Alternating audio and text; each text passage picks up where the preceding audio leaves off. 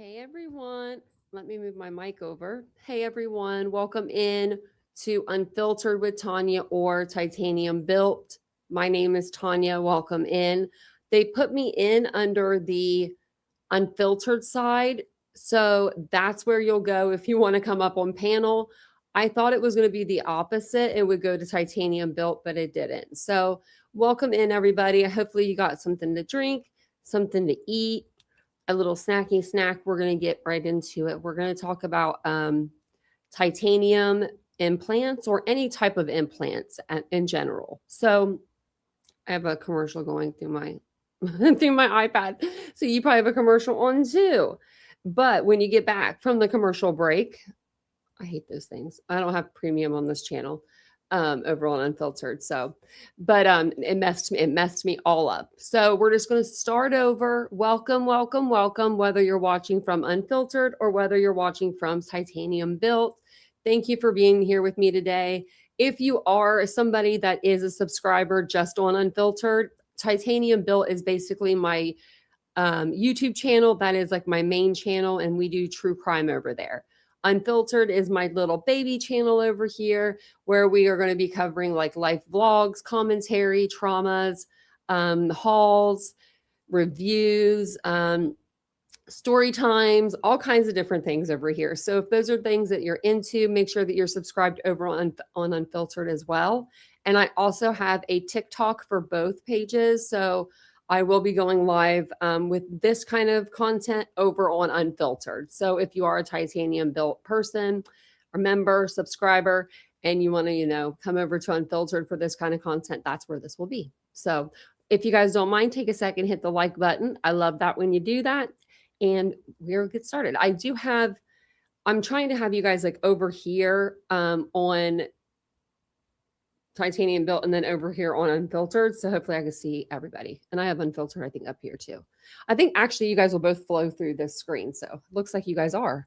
So awesome for me. Because I was thinking, what am I going to do if I can't like see everybody, So welcome in. There's Kathy, there's Lee, Susan. You guys must be over on the Titanium Built side. Chris, King B, how you doing? Welcome in, everybody. It's good to see you guys. It's good to see everybody. And if you're just in the chat, just watching, welcome in. I figured we would just kind of. A lot of people have been asking me about like implants and my implants, and we talk like a lot at the end of the live streams. We'll just kind of chit chat about whatever for a little bit. And I love that part of the live stream. And, we'll have people in the chat say like, hey, I have, titanium also. And so it's like, really? Well, what kind, So I don't know. I think we're all curious about each other. So I'm going to put the link for the panel in the chat before I forget. And this could be, I think this is for all. So, and if it's not, we'll figure that out when we get there. I'm just going to put open panel. That's why it took me a couple minutes to come on, because I was like, where am I at? I was over on Unfiltered. That's where I was at. And if you'd like to become a member, we would love for you to become a member. We do have members options.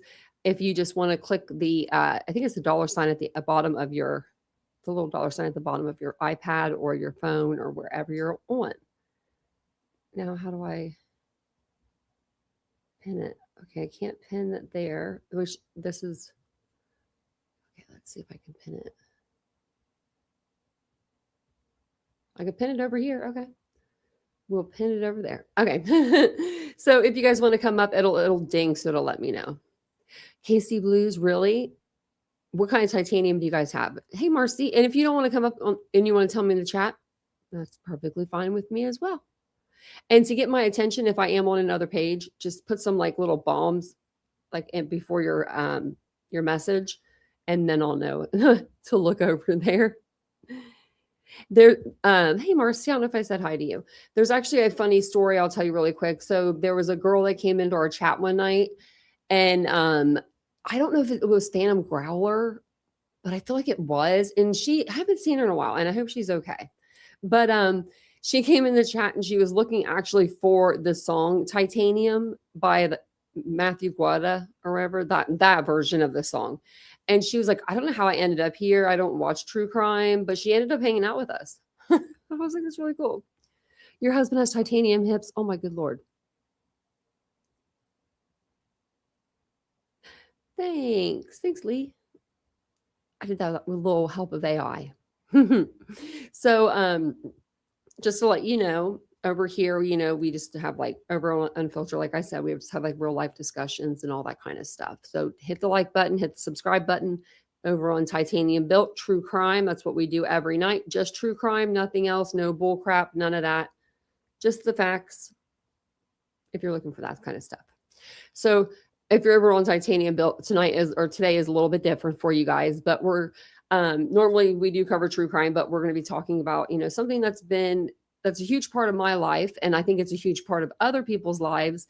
And that's living with metal implants after like a serious accident or just maybe with age having to get, metal implants. When you go to, and I don't know if this is I don't know if this is like this for everybody, but the person that put my metal implants in, she is like renowned. Like she's known for like on the East Coast, she's like the number one like prosthesis or like prosthetic doctor or something like that for females, because there's not a lot of females in that category. It's mostly like a men dominated category, I guess. But after they put them in, the surgeons are like gone. Like you see them maybe a couple times here and there, you know what I mean, for checkups. But like when you wake up, from your surgery, they're kind of like outie. And then, you have your physical therapist and things like that. But it's extremely scary to get any type of metal put in your body. No matter who you are, no matter how strong you think you are, no matter how positive you are, it is extremely hard to know that you're going to be living with something foreign in your body and you're just waiting like, you have questions, but the doctors, they kind of can't answer them. It's just kind of weird. You're like in a limbo. Like you'll ask them like, well, how will I feel when I get older? Well, like, no, I don't know. That's why I'm asking. Like, and this is somebody that's renowned. Like, you know what I mean? So if she's kind of like she really can't answer the questions, I feel like other doctors wouldn't be able to answer the questions.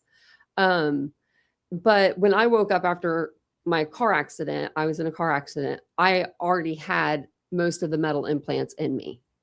I think the only ones I didn't have was my foot, but I did have they were pins. I had 2 pins coming. So if this was my foot, I had 2 pins coming straight down into my foot and then one coming from the side straight over. And the pins were like very, very long. I didn't think they were that long when they were in there, but they were very long. And they took those out and then they put metal in there. So when I woke up from my surgery, from my car accident, I had, metal in my face, all in the right side of my face and the left side of my jaw. I had my mouth wired shut. I actually have a picture of that. I could not get pictures to load for the love of my life. So I don't have pictures to show you, but I will find some and I will show them to you. And I think I got my name out of everything. So this is when my jaw was like broke and everything. Like you can see this like tube they have like going up through my stuff. But you can see where my mouth is wired shut right here. Like this is what it looked like. I don't know if that's scary to anybody else, but I had never seen this picture before. And I thought I had seen them all. I don't know how this one passed to me. I don't know how this one got past me, but it did. But I'm like, damn. So you can see the metal, like the metal brackets. So that's why I'm having so much dental problems now. And it's like, son of a bitch. That should be in a whole other live in itself. Really, it should. Yeah, yeah. Good thing they had me on the stuff they had me on when I woke up. Dang, I was on Dilaudid pump when I woke up, so I wasn't feeling nothing. You know what I mean? So basically, face all metal. My left wrist they had metal implants, like a metal implant in there, screws, the whole 9 yards. Both of my legs from my kneecaps down had metal rods, and then they had 4 metal screws in both legs. So 2 screws in the top, 2 screws in the bottom. Actually, there might have been 8. There was 8, I believe. I tried to find the screws today, but they were under like so many totes that were so heavy I couldn't do that to Vincent to get them. But they just look like a wall screw, and I could show you what they look like a wall bolt, like a bolt or something. But I think I had 2. I think I had 8 in both legs because that sounds more like it. But I got those removed, so that's why I can't remember for sure, but I do have them in a bag. So I woke up with that, and then the pins in my foot. I had compartment syndrome in my foot and in my leg. They didn't normally, if you have compartment syndrome, they will slice your whatever, like if it's your leg, they'll slice it open to release the pressure. But they didn't have to do that with my leg because my bone did that for it. But my left foot, they did have to do that. They had to cut my foot open all the way, like up it in 2 different places. That was pretty crazy, when I saw that. But and I hope none of this scares you because I don't want to scare you guys. It's just simply my experience, and hopefully, I think a lot of you guys, feel me like on that too. So, and welcome in everybody. I don't know what's on the other screen. So my face hit the airbag. Oh, thank you. Thank you guys. You guys are so sweet. Maureen. Is it Maureen? I know I'm saying that wrong. Thanks, Kathy.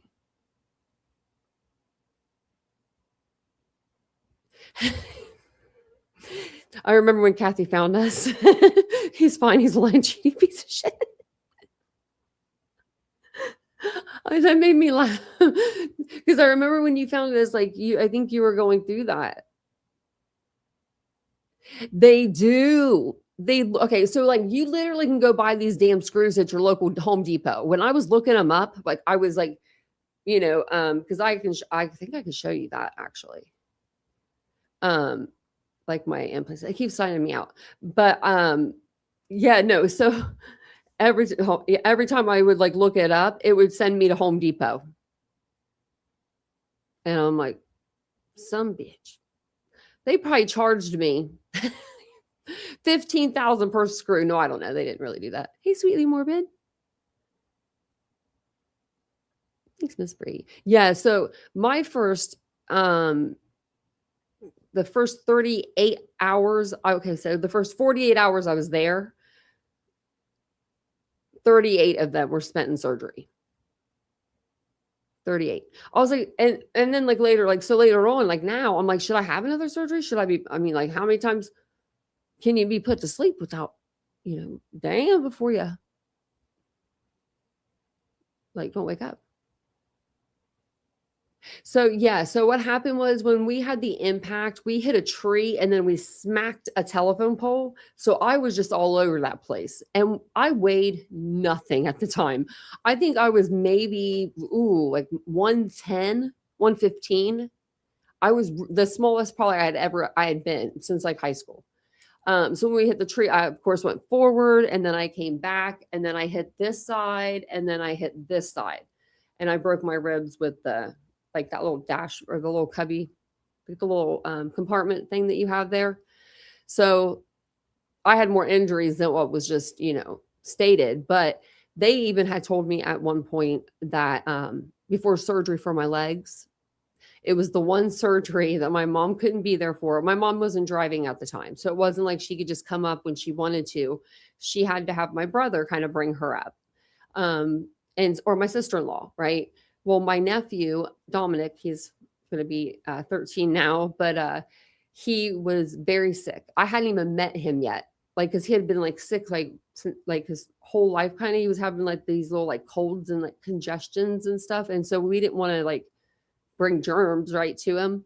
So they had to put like this little mask, on him for a while. So my brother was unable to bring my mom to the hospital that day to see me. Well, come to find out, that was the day surgery that they were debating on whether does this girl get to keep these legs or are they too smashed and messed up to where we got to kind of take them.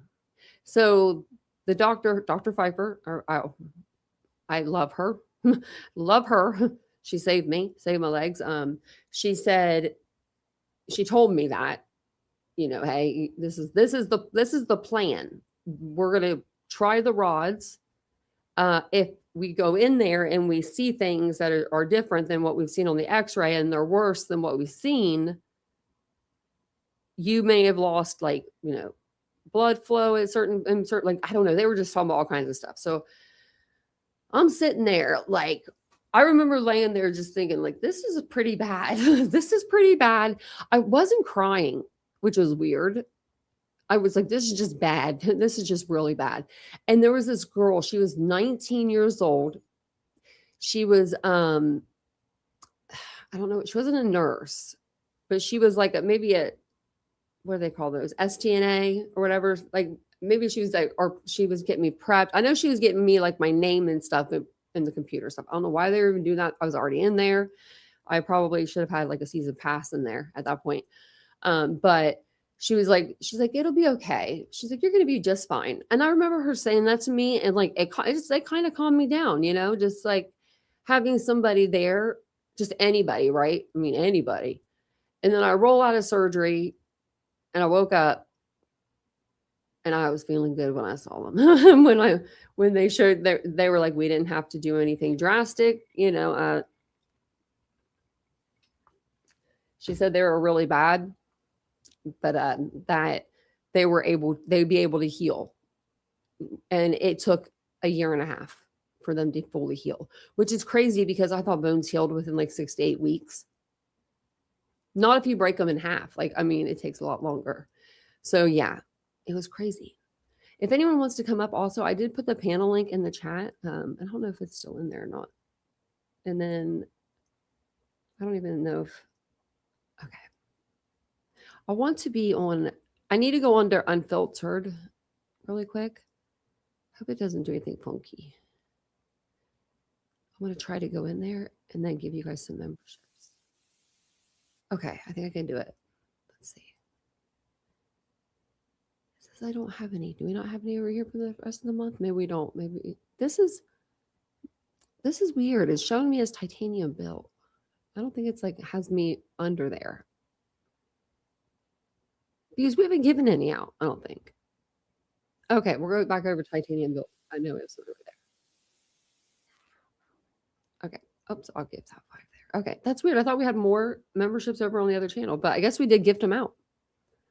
So we'll have some new members. Sweetly Morbid Bear, Kitty, TV. Oh man, why do you guys do that to me? 12 corner. Exquisite and Jody. Welcome into the family.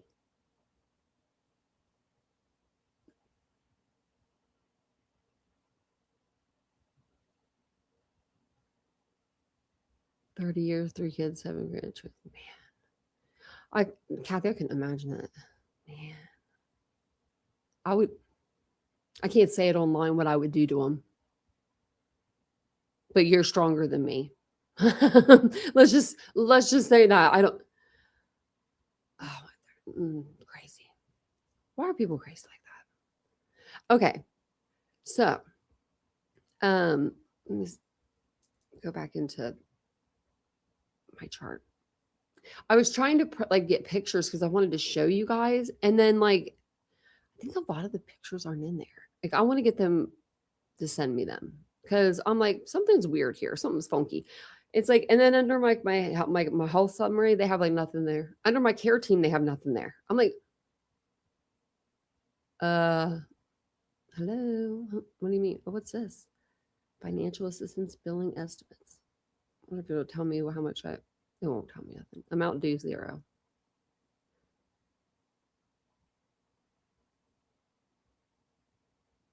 Well, at least I don't know anything, I guess. I was trying to find where I was at. Is it? Oh, here it is. Implants. I wish we would show you like a picture of the implants.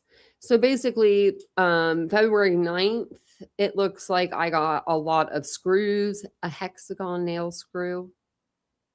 Yeah, just like one, like a screw with like a hexagon shape. A trigon screw. I don't know that trigon screw. So a few of those. A screw bone, 6 millimeter, 2 millimeter. Self tap star drive cortex. Well, that was the ankle. What did they do to my ankle? I think that's really my it's the bottom of my leg. It's not my ankle. Because I didn't do anything to my ankle. My ankles are fine. What is this? Plate bone. That was for my foot or my leg and my foot. I don't think my name is on here. I could pull this up. I mean, it just shows my doctors.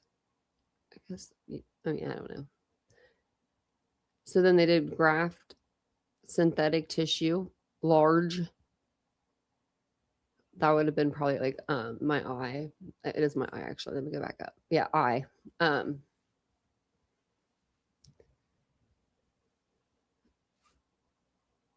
A lot of what are they called? Like wedges and stuff are put in to my eye. A lot of grafts, a lot of fat grafts. I mean, obviously they removed the eye. You know, this is since then. They put a tube in my eye when I first met Vincent. So when I first met Vincent, talk about being a good person, a good man. I met him and I had just had surgery and there was a tube in my actual tear duct.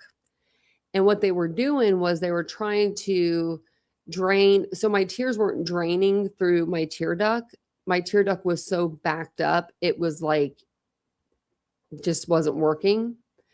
And my tears were just like falling down my face. They still do, but not as bad.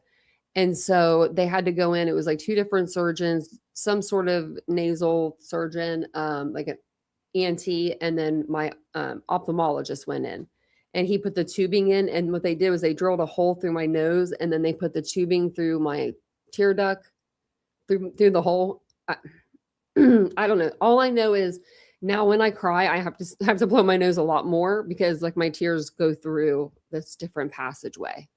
But I was getting somewhere with that. I think that was what I was telling you about the different things they put in. So they had to do that when I met Vincent. That I was at work one day and I just met him probably like maybe 2 weeks before, if that. It might not have been that long. And I didn't have a car. And so I was just like lifting and Ubering everywhere. And what happened was the tube popped out and it was just like kind of like sticking out a little bit. And I was like freaking out a little, I'm not going to lie. And I didn't know who to call. I didn't have a lot of friends in Columbus. So I was like, I called him and he came and got me right away and took me to the hospital. So I thought that was nice. So greetings from Germany. Hello. He does, Kathy. He really does. He made me breakfast this morning. Oh, who wants to come up? Come on up. Oh, there we go. It worked. Hey. Hey, how are you? I'm good. How are you? Oh, hot. Oh, I know. It's actually really nice here today. It's perfect weather. It's 75 degrees. Oh, and it's only nice. going to get up to 80. And I'm like, I'm going to go to the pool today. This is a nice day. I just finished cutting grass, so I'm burning up. Oh my gosh. I cut grass one time and it was for my mom. And it was after my dad passed away. And I had a boyfriend at the time and I was going away with my sister-in-law for the weekend. And I said, can you please mow my mom's yard? Because my mom did so much for him. Like, and her yard was like a half an acre. You pushed the lawn mowed it. It wasn't nothing like big. And he's like, yeah, I got you. He wasn't a good guy. And so I come home and the grass, I swear it was like this high. I'm like, oh, no, he didn't. So I get mad. And when I'm mad, I'm going to do something myself. So I'm like, I got the lawnmower out and I literally mowed the whole grass. My mom had to come out and get me halfway through because she's like, "You're gonna have a stroke," because it was like over 100 degrees that day. And she brings me in, and my face is just red. I'm like dizzy. I'm like, "Oh my goodness, I really was probably gonna have a stroke." So, but I was gonna get it done. So on the last push of it, I didn't realize it was self-propelled until the last push, and it pulled me all along the like grass, and I was like, "Are you kidding me?" I didn't know I wasn't holding the thing right because I didn't even ask my mom how to mow. I was like, "I'm just gonna do it." I was like early 20s, maybe 20, something like that. But yeah, do you have a riding lawnmower? Do you have a big yard? I've got just under an acre. Yeah, I have a riding lawnmower. Yeah, my mom, they just had my dad would go out there every weekend with his beers and just have a little drink in the garage, push lawn. I'm like, how did he not die? Like, I could never. I'm like, I could never have a drink beer and do that at the same time. But that I was his enjoy, weekend thing. yeah, I enjoy cutting the grass. I just don't like weed eating and trimming Yeah, my hedges and crap like that. yeah. My dad, he said he used to love it. So Hey, my oh, 80-year-old mom still cuts her own grass. that's awesome though. Well, Independence. well, yeah, but she wrecked it trying to put it back in her shed. I'm surprised she told anybody. Well, she messed up the door, so my brother had to go over there and fix it for her. Oh man, poor mom. Your mom's 80 though. Yeah, Oh, my mom, if she would have turned 73 this year, so she would have been pretty young, but 80s, that's a good age. I love older people. They have the best stories ever. They yeah. really She do. she has slowed down a lot in the last few years, and her mind's going a little bit, but she's Oh, healthy. yeah, yeah. I think of like since I'm on the internet now. I don't know. I'm just like I don't think that I don't know. My mom couldn't be about this life, like being about the internet. And you know what I mean, being on the internet. I just couldn't picture her ever being on the internet or anything. But because she would be like, I feel like she would just like give everybody her money. Because my mom is like that. She was just like a sweet woman and wouldn't know. She would be naive, I guess, in a way. You know what I mean? To some of the stuff that's on the internet. Yeah, So I'm glad she's kind of like not on the internet in the way. But unfortunately, I don't get to keep her either. So it's like, because like my dad, I tell people all the time, if my dad was here, he would be sitting here and I would be in the background. The opposite was like my mom. She was like never got on the internet, never even turned on a computer before. But I'm always like, I always feel like, man, if she ever got into some of the mess I see on the internet. I think my dad would have had. My dad passed away 15 years ago, No, I'm and sorry. he would have enjoyed YouTube. I'll Oh just yeah, say my that dad my would dad was too. a character. Yeah, my dad was too, and he would have loved to have learned stuff on the internet, like YouTube. He would have used it to like learn how to do stuff.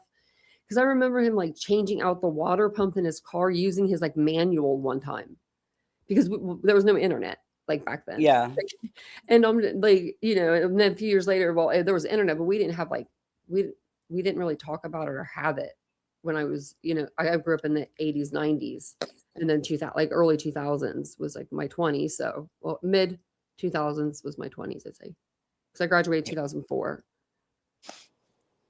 But no, yeah, so you're a we were, baby.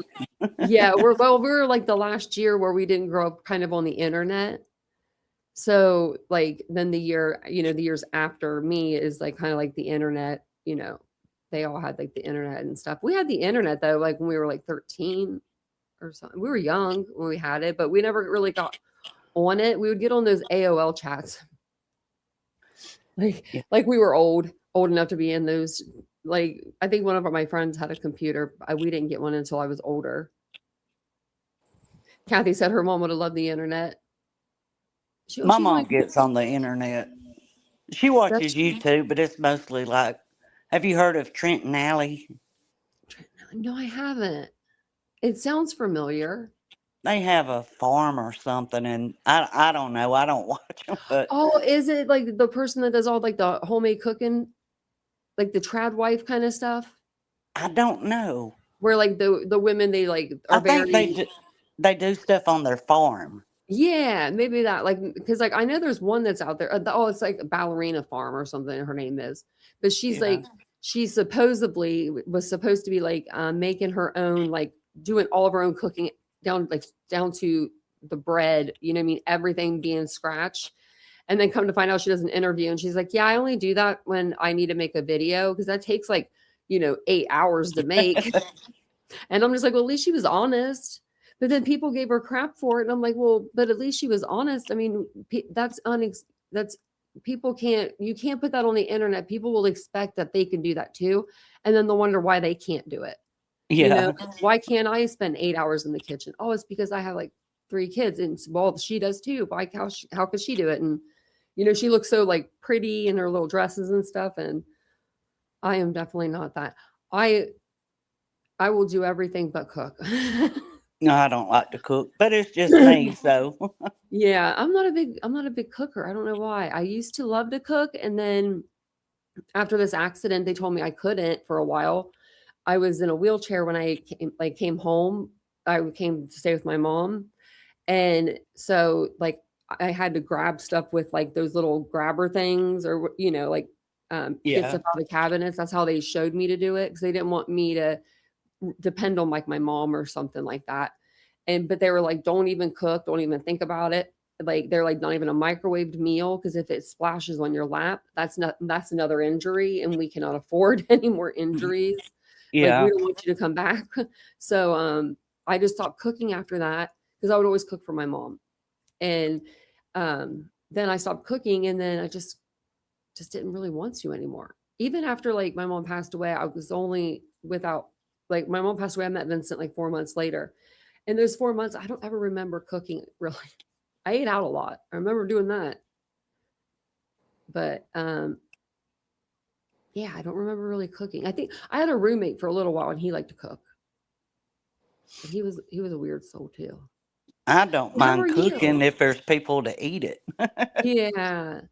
And are you from Alabama? Yes. Is that I've never been to Alabama. I would love to go to Alabama. Oh, I bet you it's want to nice. see a beautiful beach? Come to the Alabama beaches. Really? I never would Yes, have thought. Gulf Shores, Orange Beach. Oh, I've been wanting to take a vacation this year. Vincent has like 18 days that he can take. He has to take them before a certain time, like before it's a year. Go And I'm like, visit. we need to go I, somewhere. if you want to go, I would go in the off season. Yeah, In the that's true. summer, it's so packed. But if Yeah. you want beautiful white sandy beaches, they're gorgeous. Ooh, I do like that. There's a beach in Florida that's like that. Yeah, yeah, And it's like the number one beach in America or something. They have like a little sign there. I don't know. But the sand is like baby powder. It's there's no yeah, like little rocks. This you know what I mean? Like where like or like little shells or anything where it's like get your feet. It's like I never seen anything like it. And the water was so blue that you could see through it. That's the kind of water I like to go into when I can see through yeah. it a little bit, because I don't want no jellyfish coming to me. No, Well, you have to worry no about the octopus. sharks now. Yeah, shark, octopus, or something. I mean, not an octopus, but you know what I mean. My boyfriend made me afraid of the ocean, and he's from California.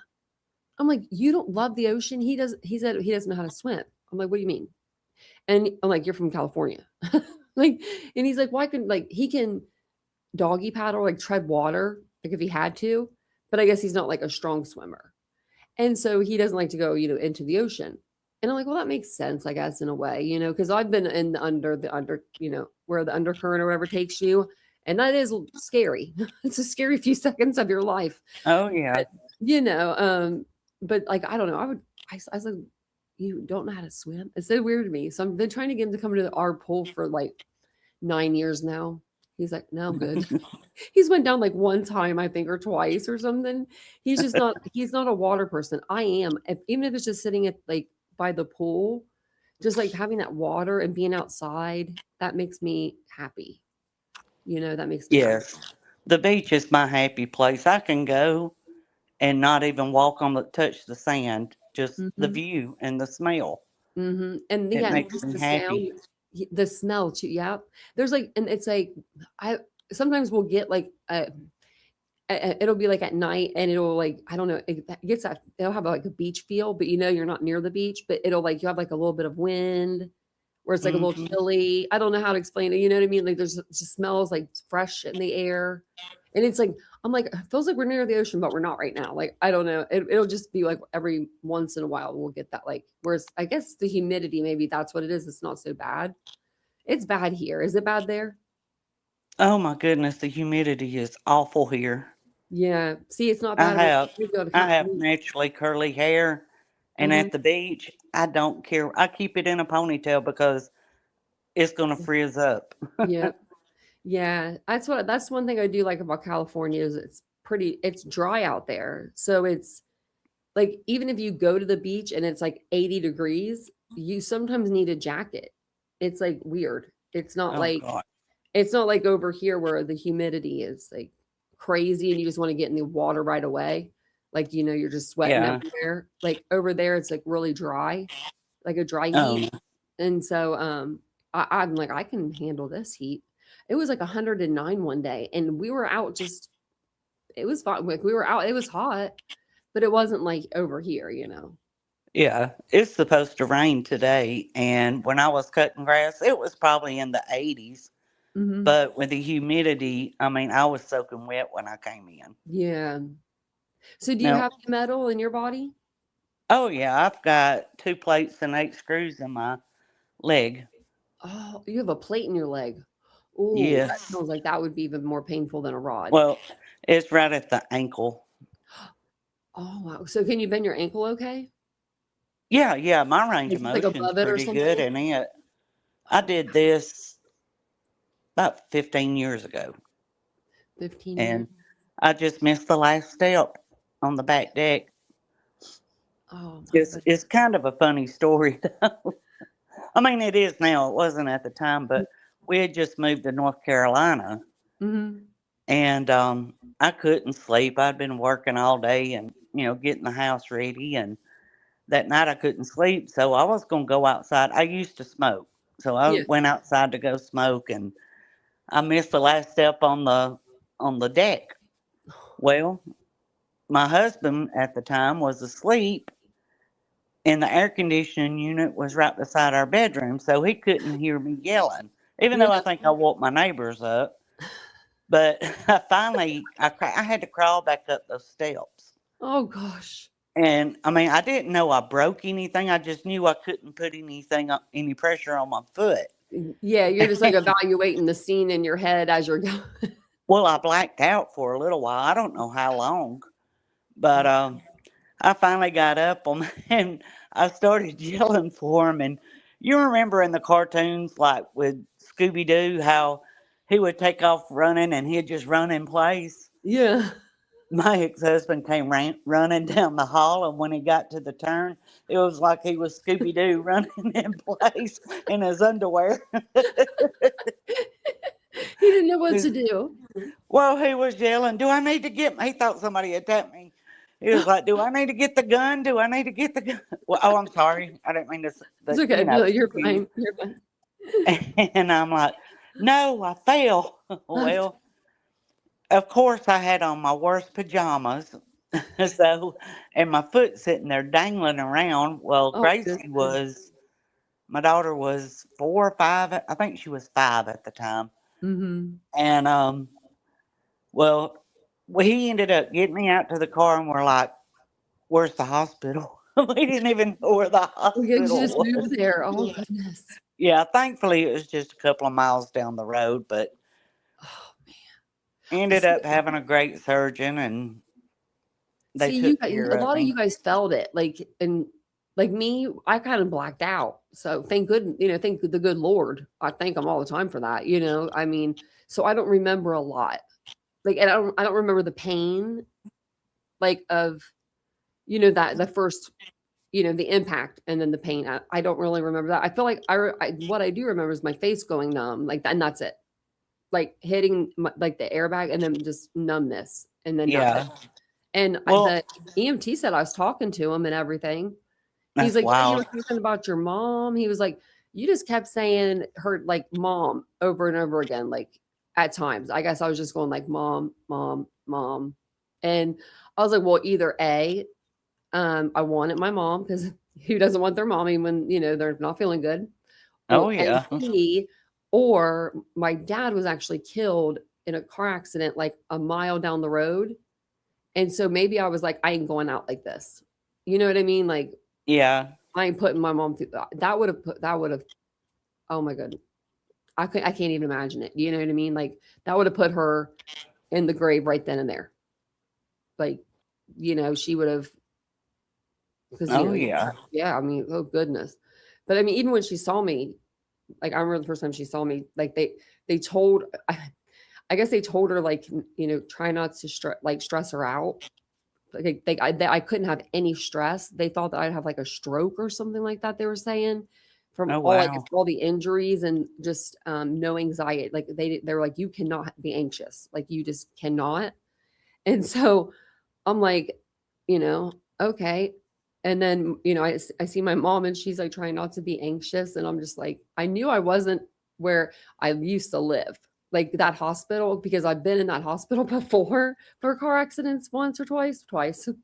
Um, and so when I opened my eyes at first, I like looked up at the ceiling.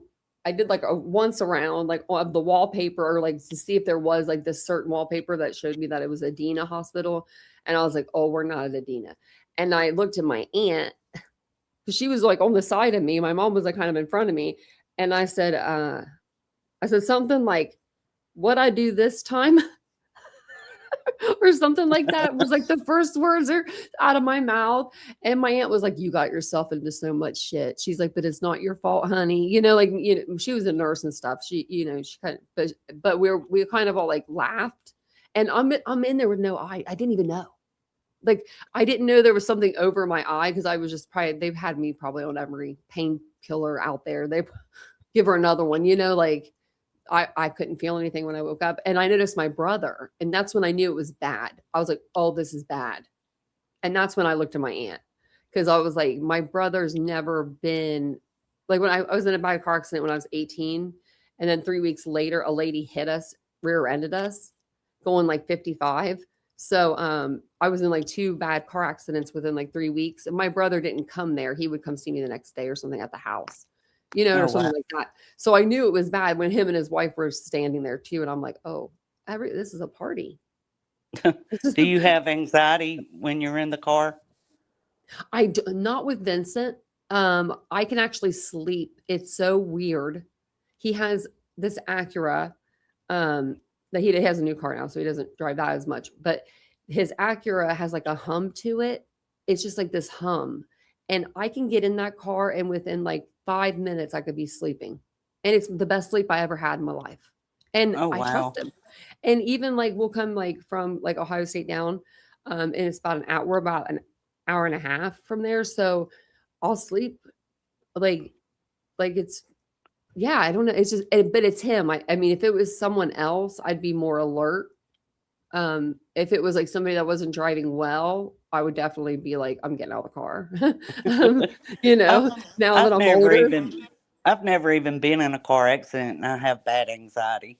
Yeah. Oh, I had the worst. I had bad anxiety before all of this. And then it just kind of was like, something extra that, to add to the plate of, bullcrap things that were happening. But I've always really stayed positive. I don't know how. Like, I really don't know how. I think you just don't have a choice. Because I actually, when you were talking about your leg and like having to like drag it and stuff, I actually broke a metal screw in my leg. One of the Ooh. titanium screws, like, and it's a bolt. Like, they're very thick. I don't even, you couldn't even break that. Like, I don't even know what you'd use to break a bolt screw. Like, it's a bolt. Like, it's, like this long and it's, it's like really big. But I was I'm impatient. I'm an impatient person. And so me and my mom went with her friend Pam. She lived beside her. They became friends. And she took us to like the store or something like that.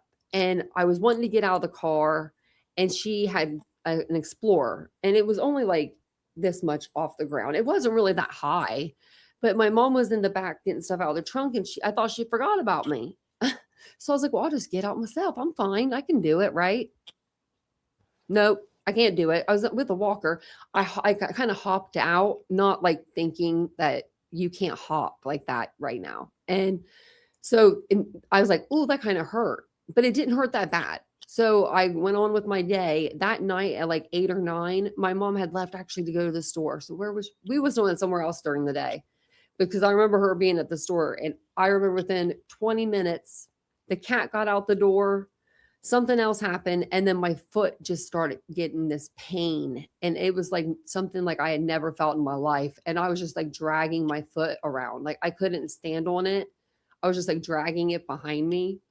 And I was about to go to the hospital that night, but I think I had like an appointment the next day. So I don't know how I suffered through that, but I did. And they took an x-ray and they were like, well, you broke the screw in half. And I was like, Ouch. what? And they're like, yeah. And she's like, I've never seen anyone do this before. And I'm like, well, yeah, I'm lucky like that. She's like, well, do you want them taken out? Because she said my legs were healed enough at that point. I was out of the wheelchair onto the walker and stuff that she could take those screws out of my legs. And I was like, yes, please. Because every time I shaved, I nicked the screw up by my knee every time. Mhm. It was just like I would even go slow, but it was just something I would always do it. My mom, I would always tell my mom, I just nicked myself again. So we ended up having the surgery and they took the screws out like September of the following year, I think, or maybe the same year. Now, do you still have metal in your mouth? I mean, Yeah, in I your have jaw metal. Yeah, I have metal like all through my face, like from so I broke like with screws? with screws, yeah. And they actually put too many screws in. So I have a plate like right here, like a metal plate. And my one of my ophthalmologists, he was telling me, and he was my ophthalmologist this whole time. Why didn't he tell me this when he was in there doing his thing is beyond me. But he's like, the person that put your screws in your metal plates, which I never met him because the night he did my surgery, he left to go to New York to go start a new job. So we never got to meet. So I never got to know what was really done in there other than by my ophthalmologist. And he said they were only supposed to put 2 screws in that plate. And he's like, he put 8 screws in that plate. And he's like, do you want Oh me to take the wow. plate out? And I'm like, I don't know.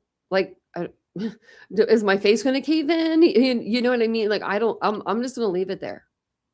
I'm just going to leave it there. Yeah. It doesn't bother me. Um, Sometimes a little bit, but nothing real. It doesn't hurt that bad. Like I'll get like a little pain, here or there. It's nothing well, let like me where. tell you what happened to my older brother. Mhm. He had a severe underbite, Yeah. so they broke his jaw and wired his mouth shut. He got really skinny during this time. Oh yeah. But Oh yeah. I went down to 95 pounds. oh gosh. Yeah. But it was maybe 20, 25, 30 years later, which he's 60 now, but um he started having a lot of jaw pain and he Uh-huh. went back to the doctor. Some of his screws come loose from his jaw. So they had to go in and take them out. So did he I get all the mean, metal he taken was out? having sinus problems and I have headaches and sinus jaw problems. pain. Do what? I have sinus problems, and I'm gonna ask the ENT about it because I just Yeah, feel like there's I feel like I can't blow my nose that much. Like something's weird there, but then again, I'm numb. So it's yeah, just like it's one of those things. I was actually gonna look up. I think I have a picture somewhere. yeah. They ended up having to take his out. But I mean, he had them for a very, very long time. So, Wonder if they but could I've do that always with mine. worried about that. One of my screws, because I broke my ankle in 3 places. I broke the little bone half in two, and that's where the plate and 7 screws are. And Oh, then on the big bone, it did like a wishbone, like where the ball part is. yeah. It goes up, and then on the back side, it goes up and almost meets it. So in the ball part, I've got a really, really long screw right there, and I've always worried that they're gonna come undone one day.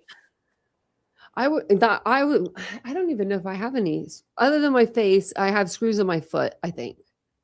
But they did take the metal out of my wrist. They ended up taking that out. a couple years after my accident, maybe 3 years maybe afterwards. Um, I don't know why they took it out. They did what's that called? Carpal tunnel Yeah. surgery. They did that on this wrist and they took the metal out. Now I wish they would have done it on this wrist too, but this wrist wasn't hurt in the accident, so I don't know if it's like I don't think technically it would fall under my insurance for that. But this one's starting to feel a little bad. But Yeah. this one doesn't. This one's okay. But yeah, they took the metal out, and then I got this tattoo, and it means it is finished. The last words, Jesus said on the cross, and I got it because it like for new life, new beginnings. Oh, We I ain't going love back. that. Yeah, you know what I mean. Like we ain't going back. We staying over here. uh, and so I don't know. Like I think with me, like I had a good support team. Not just like I didn't have a lot of friends at that point at time, which was really sad. Like I had friends when I was in the hospital. Everybody did no one knew what to do, right? Because Tanya almost died. Like that was the thing. Like Tanya's blown up like a damn balloon in the hospital. Like I guess I was like 4 times the size of what I normally am. And so when my friends did come up, they were terrified. Like one of them had to leave the room. She was crying. She was so upset. She's like one of my best friends in the whole world. But um, they would buy me stuff like I guess I now that I thought I had to think about it, it took me years to be like, oh, that's why they bought me that. So when I went in, I had painted my own fingernails and I did a damn good job. And I don't do good jobs on my nails. That's why I get them done. So I was really like proud of them and they were red and then my toes were done and they looked so good. And what happened was when they took me in the hospital, they took the paint off one nail so they could do my pressure, like my CO2 or whatever, right? They took the Mhm. nail polish off, just one nail. And I freaked out about it, I guess, when I woke up. And um my friends went out and bought me like a pedicure kit with like so many nail polish, like every color you can imagine. I never painted my nails ever. That was like a one-time fluke. Like I never had my nails painted ever. So I was like, why did they buy me all this stuff? Are they saying something to me? But they didn't know what to do at that time. Well, thank you, Jet Set, for the jewels and the flower. Thank you. Um, but yeah, they didn't know what to do. So my room was full of stuff, like just everything that you could possibly think of. Just clothes, jewelry, cards, balloons, just gift cards. I mean, just pictures. They would like my brother brought a picture of himself up there and his wife. Like, I don't want to be looking at you guys. I'm just kidding. I love that picture. I don't want to be looking at y'all. No, my brother. It was great. My brother's actually working at Ohio State when this all happened. He's a welder in the union, so it was perfect because he could come and see me and check on me if and make sure I was cool. But when I left the hospital, it was like a ghost town, and that is what affected me probably the most out of everything. Out of Yeah. losing my eye, the car accident itself, everything, the rehabilitation, everything. That was probably the hardest for me because I needed my friends. And like there was plans to be, we were supposed to hang out like the day after my accident. We were all supposed to have like a dinner at my house. And I just remember like crying so hard when everyone had a different excuse and it was the stupidest, pettiest excuse. You know what I Oh, mean? I It was like, know. one was like, my boyfriend doesn't want me to leave town or something like, are you kidding me? Break up with him. Like, what do you mean he doesn't want you to leave town? You're going to Well, you're coming to my mama's and you're coming to see it's me. it's Like, it's like that when I broke my leg. We didn't know a soul in mhm. North Carolina, not a single person. And my ex had only been on his job 2 weeks. Oh yeah, And yes, it was awful. But I'm stubborn and pig-headed. I learned to do everything on my own, and that's how I let's am. just say I'm not very graceful on crutches. I don't do crutches. I cannot do, they hurt my Oh arm. my, and they hurt your arms so bad. Yeah. But I ended Within up like two getting a minutes, I'm done. walker and a wheelchair. That's what I did. I did a walker, a wheelchair, and then this guy made me a really nice cane, wooden cane, and it was engraved.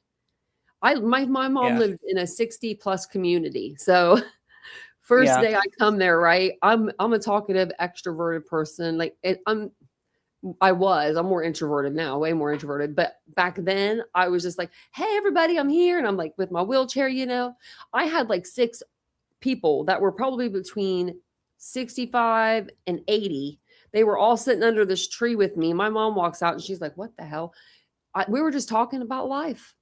And they were just like asking me about my injuries. And they were just like, if you ever need anything, honey. And I was like, well, if you ever need anything. So then I became friends with them. I like dropped one lady off crossword puzzles when I'd get them. I'd go over there and give them to her and Yeah. talk to her for a minute. And then, just like Faye, I'd go talk to her. And Pam was like my number one, my mom's my mom became best friends with this lady and she would smoke. And, I would have these episodes where I would get upset and it would be like one of those just out of nowhere. I would just kind of like scream for a minute. I just wanted to scream for a minute because I was mad, like I wasn't Yeah. mad, but it would come out of nowhere where I was mad. Like it was probably just in the back of my head. And as soon as Pam would hear my voice cut, fluctuate up, because we live side by side, you could hear everything. She'd come walking over and she'd knock on the door and she'd come in, she'd say, honey, and she has like a southern accent and I just loved it. Honey, who's bothering you? Honey, who's bothering you? Like something like Yeah. that. You want to smoke? The And my thing mom would that be like, the thing please. that made me so mad was it was my right leg, so I couldn't drive. Oh yeah. And Gracie was about to start kindergarten, and I never let her ride the bus ever. Yeah. And she's 21 now. My So, mom's the same way. yeah, my oldest son came up and stayed a while. He thought about going to college there because that was during his college time. But he Mhm. just took a little time off to come help me and drive me and help me That's not get groceries, take Gracie to school. That's really nice. That sounds like something I would do for my mom. Because my brother's married and has kids. And so it kind of fell on me because like I wasn't married with kids or something. You know what I mean? So like when mom needed taken care of, well, who's she gonna call? She's gonna call me. Yep. And what am I gonna do? I'm gonna leave immediately and go straight to her. That's what I do. That's what I did. And I it do the was same crazy. thing. We moved from our house. The deal was I was moving to Columbus, my mom was moving to Greenfield, and that was like what we were going to do. And I guess I would drive down and see her. I couldn't even have pictured that really in life. I mean, I was away from her for a little bit, but not that long. And so I think my mom was there 3 days and she called me because my aunt moved her there to be closer to my aunt. And my aunt and my mom they're like polar opposites. And she's like, get me out of here, Tanya. She's like, I hate it here. As soon as I walked into that little apartment, I don't care if it was a cardboard box, it felt like home. It felt like, you know what I mean? Like wherever your parents are or where, that's home. And like, so Oh, yeah. I was like, I know you hate it. I hate it for you. I don't like it either because like, there's nothing to do here. There's 3,000 people that live in this town. Like, and 2,000 of them are on meth. Like, so it's like, Oh, what I gosh. mean? It was bad. Like it was really bad. Like this town was like, where did you move my mother? Like, like one of those deals. So then my aunt, she liked to try to separate us. So then the fire happened and my aunt was like, well, it burned my mom's apartment down pretty much. So she couldn't live there. So that's when she went to this 60 plus retirement community. And I was going to stay in the apartment that we had gotten for a while. And so I was like, okay. So then we were still in the same town, but we were like not together. The first time was I moved out and I moved into a house and then I moved back. And then the second time was she moved to that apartment. And then I ended up having that car accident like 2 weeks later. It was like nothing could keep us apart. It was like fire couldn't keep us apart. Car accidents couldn't keep us apart. And every time my aunt was just like, you could tell she was seething because it was like, I'm back. And it was because I was stronger. You know what I mean? Like I had the mouth like that my mom needed, right? I got it from my father. And Oh, yeah. That's It was me like, too. yeah. And so it was like, you're not going to mess with her. Like we're not going to do that. You know what I mean? We're not going to do that right now. So I finally ended up moving out. And then 3 months later, my mom passed away. And it was like, you know what I mean? Or maybe 4 months. I don't even think it was that long. Oh, wow. You know what? I think it was like a month and a half. Now that I'm like thinking about it, I think I put too many months on that because I moved in September and she died October 30th. So it wasn't long. Like after I left, it was, and then I was like, should I have stayed? But then I ended up meeting Vincent and it's been perfect. You know what I mean? Like I like look around and I'm like, you're blessed. You know what I mean? Like I might not have everything, which definitely don't. But I have like what I need. You know what I mean? So Well, I just, you're alive and you're healthy now. yeah. And I'm just like, I'm like, that stuff makes you grateful. It really does. Especially when you have to learn how to do everything again. I mean, every Oh, single yeah. thing. It When I We do broke my like, leg, it took me almost 6 months to walk unaided. yeah. Well, like the big thing for me was just like independence. Like, because I couldn't Hmm. even go to the bathroom by myself for like 3 weeks or something like that. It wasn't that long, but it was long enough to where it was like you go to the bathroom a few times a day. But the nurses Yeah, were always sweet. They knew that I had it, like I could transfer. And they were always like, we'll stand on the other side of the door, close it, just holler for us. You know what I mean? Like, well, like we're not going to be in here with you. We won't do that to you. But like, they were close enough, make sure I could transfer and everything. And because you have to transfer from the wheelchair to the toilet and you have to use like this wooden board to do it. It's yeah. so um Hey, I learned how to take a shower by myself. me too. Me too, with one hand. One hand, because I had to bag up this one, and I was like, I got this. I had to bag up my legs like halfway up, but I was like, we're still going to do this. We're still going to do this. my My my ex sister-in-law would put do it too. my ex put me in the bathtub, like a big garden tub, one time when I had my big cast on that came up above my knee. I thought we was gonna have to call the fire department and get my big ass out of there. You're so down deep you could So, he wasn't strong enough. That was the well, problem. It wasn't well, you. I was slippery too. But I ended up taking my daughter's little stool that she would stand on to brush Yeah. her teeth. I put it in her shower, in her bathtub, Mhm. and I'd put a little hand towel on top of it so it wouldn't be slippery. And It's a at good first, idea. I'd wrap my leg up with a garbage bag and all that. And finally, I just learned how to put the shower curtain around it. But I'd slide from the toilet to the side of the bathtub and then get on Mhm. that and I had to get it. I had to like have shampoo an my own actual shower. hair. Like I had the tub thing, like the seat. Uh Like huh. they sent me home with the whole 9 yards, like pretty much. My brother was even looking at medical beds for me. Like, Yeah. I'm like, I'm good. I'm good. I'm not that. It's not that bad. I'm trying to, but what are you trying I, to do to me, I Tony? gotta tell He you wanted me to something be funny. comfortable. He really like I remember I had a phone and it was one of those junky like prepaid phones. It was the worst thing ever. The screen was probably this big. I mean, like it was so small. And he came and brought me one of those huge like the AirPad Airs or whatever they are, like the biggest screened ones. It looks like a computer, like a lot. I'm like, this Uh thing's huh. huge. He's like, yeah, I took it from Mari. That's my niece.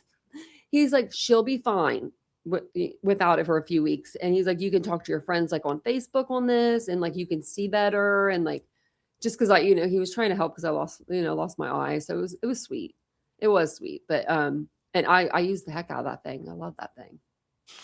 It's just Let me fast. tell you a funny story that happened recently. This past February, I had rotator cuff surgery, and Oh, it was on my right shoulder, and I'm right-handed and dominant with my right hand now. Well, before surgery, I was like, "Oh gosh, how am I going to do what you need to do when you go to the bathroom?" exactly. Yep. You know how you do your sleuthing for your true crime, your Yeah. research, and all that. I did research. So if That's so fun. anybody has rotator cuff surgery and you're wondering how you're going to wipe, They make a stick that Do will they? aid you, and I you guess can it could put. be for bigger people. Well, it's for the elderly and pregnant women mostly, Okay. but it's good for rotator cuff surgery too. Yeah, I But could. you just No, put that's toilet paper or a wipe on it, and yeah. you can reach it. I remember like there was a nurse that came in one day because I had to like, do the bedpan thing. I did the catheter thing. If the TMI is coming, I did the catheter thing, then the bedpan thing. And I remember this woman came in and she just took the extra time with me, like to like clean me and you know what I Mhm. mean? Just be gentle compared to like the other nurses. And her name was Lisa, and I'll never forget her. I remember I had to learn how to write again, even. And I like scribbled her name down. It was like so unlegible. But I remember like I like thinking I gotta write this down in this book that I had. Because at that time I was still had my, my right hand, I could write and everything. But I remember writing her name down and I was like, she was like an angel sent from above. I said, I never saw her again. Like, you know how I am. I'm like, where'd she go? Where was that nurse? Yeah. She was so kind, and that's what you need, like kindness. And you need people to help you whenever you are injured. Like reach Oh out to your yeah. injured friends, even if it's 10 years later. Like I've been talking about that on the channel. I wish that when there was accidents, car accidents, or any kind of accident that wasn't your fault and you're injured in that accident, severely injured, where it's lifelong injuries, I feel like there should be a way that the state comes back and they come back to you in 10 years and they ask you like, what's going on with you at this point? Or you know what I mean? To where you can be like, Yeah. well, I lost my eye. This is I can't do this. I can't do that. Like this when you first have an accident, and you're going through the lawyer stuff, like and everything, you're not thinking straight at all. Like you're like me, I knew I wasn't gonna get nothing. My lawyer's like, he ain't got a pot to piss in, Tanya. I'm so sorry. Like it was one of those deals. I'll tell you, I got $2,600. Oh That's my it. That's goodness. all.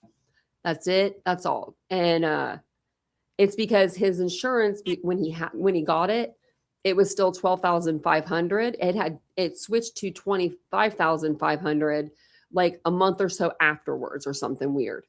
Or like maybe even like less than that time. But he had the lowest amount of insurance on his passenger. And so after lawyer fees, my lawyer even cut his fee down from like 4% to 3%. He's still like my lawyer if I ever need him. He's like, if you ever need me for anything, call me. And he is like 5'2", but he has like a little mouth on him. He'll go in and then he'll do his thing. I like him, but no, I really do like him, especially like if that person, like in my case, he was charged with 4 counts of felony vehicular assault. Like and that wasn't because of me. I didn't put no charges. They asked me, do you want charges? I said no. Then the state picked it up. And then they asked me for my health paperwork, like all of my documents, like from the doctors. And I like kind of refused for a while because I felt bad for him, even though Was he he wasn't feeling bad speeding for or me. anything? It was like a one thing. It was like a one-sided relationship in a way. Like I was being nice to him and asking him how he was doing and stuff, but he wasn't doing Yeah. the same to me. So then the state picked it up and I was like, it's out of my hands. Like, like, and then he also had a weapon on him Oh goodness. and he's allowed to have it. He has a concealed carry. He was military and it was in the trunk. I didn't even know it was there or I would have, we just dropped we got beer. Like we had got like a case of beer or something. And we dropped that from my mom's apartment to my apartment. We dropped it off before we even went down to like Chiller Coffee to hang out. So it was like we were being responsible by taking the alcohol out of the car. Why didn't we just take the gun out of the car too? Like I didn't know it was there. Or I would have been like, let's just put that in my apartment. You know what I mean? Like, so it's not on us. But he Yeah. could have had it if he would have like left it locked in the box in the back in the trunk. But he didn't. Oh wow. He pointed it at me. Then a car pulled over, and that's when the cops pulled over. Cop pulled over, walked up to him, and he shoved it in like his pocket or his waistband. I can't remember. We read the report on one of my lives. I did like a 3-hour live. It was really good. That live was actually really, really good because I read all of the police reports and everything, like the accident report.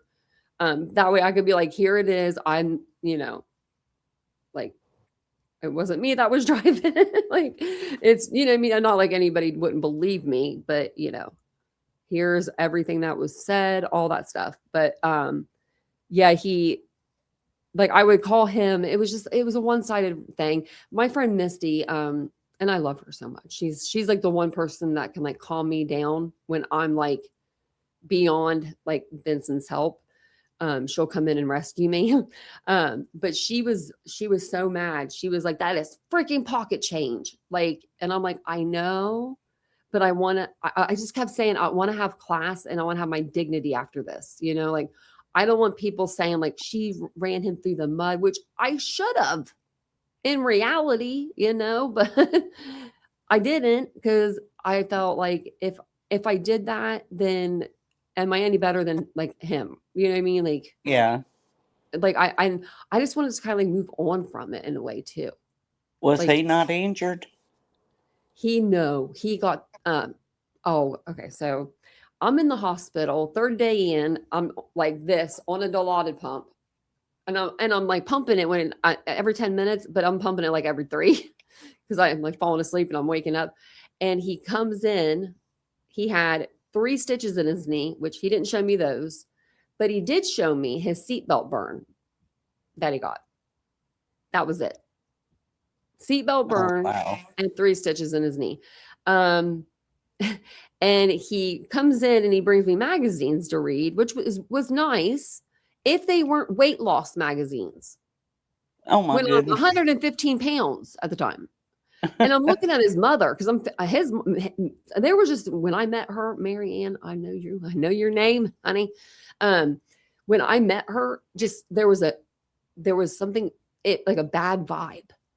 And so I just didn't I don't know, just that bad vibe. Like my mom even saw it, like me, like I kind of looked at her, like, you know what I mean? Like, I don't know.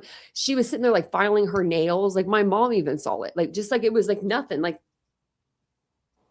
are we ready to go? Like, you know what I mean? Like, are you kidding? He should have been sitting there every second of the day with me. In reality, are you okay? Do you want me to get you anything? Can I get you anything? Because for real, this wasn't my fault at all. And so his mom ended up I ended up having to go to the court. Well, I would go into court and I would be sitting in the pews or whatever. And she would try to like intimidate me. She would try to come over and like sit near me, or she would sit there and just stare at me the whole time. And to the point where the cops, I didn't say anything. I was just sitting there. The cops came in and removed her because they noticed it. Oh, wow. And, yeah, they know. They were like, what are you doing to her? Like, I was in a wheelchair and everything. Like, I looked so pathetic. You know what I mean? Like, I was so small. I was sitting like this with my arms because I couldn't unclench them. It was like, I physically could not. It was just like my coping thing. And she's trying to like bully me. And I'm like, are you kidding? Like, at the time, she was probably 60. And I was, 27, 28. And you know what I mean? Like you're bullying a 20-some-year-old that is in a wheelchair. Like, for heaven's sake. How long ago was my accident? My accident was 12 years ago. It feels like yesterday, kind of. Some days it does. Some days it don't.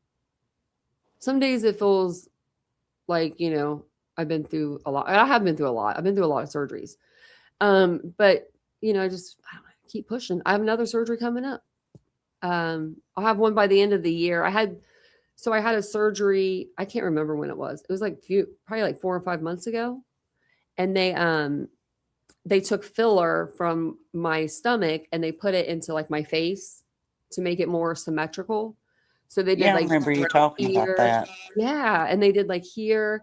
They did my lips. Okay. So I don't know if my lips just didn't want to accept the fat. Because when I first got it done, girl, I'll have to email you a picture because it's bad. It's ugly. So I don't want to show it here. But sweetie, if you need some fat, I can volunteer some of mine. Well, I have enough in my tummy area, I thought. So like my lips were huge. They were so big that okay, Vincent was calling them Hollywood lips, but they were even bigger than that. Like they were so big. And I'm like, oh my God, these are going to go down surely. So then after like, because I wasn't showing my face online. So then after like a few days, about like 5 days, maybe, I think I came on and they were looking really good. Like my bottom lip was looking good. I wish my top lip, I was like thinking, I wish it was a little bigger, but it was looking good. And then like 2 days after that, gone. Like I feel like my lips look the same as they did before the surgery, maybe a little bigger. I don't think so, though. I'm like, I don't think so. So yeah, I don't know. But I mean, I might try it again if this person will do it, because the last lady I had, that kind of wasn't in like our schedule, like when we were talking about everything else. But when I was getting ready to go back, I was like, if you want to hit me with some injections in my lips, that'd be great. And she's like, I got you. And I'm like, I got you. I love you. My surgeons are really good though, like that. Like I have really, really good surgeons. And if you ask them to do something and they're already in there, you know what I mean? Unless it's like, it's not like, what I mean? That was something simple. She just injects a little bit.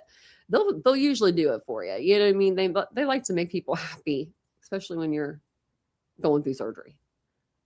Yeah. Thank you, Casey. I appreciate that. I really do. I feel, I don't want to say like I feel beautiful, but I do feel like I feel nice compared to where I first started. You know what I mean? And I wish I had that picture like when I first got my eye, even because it was wrong eye. It was completely like sunken in when I first got it. And we had to work and work and, you know what I mean? Tweak it and surgery and surgery and surgery.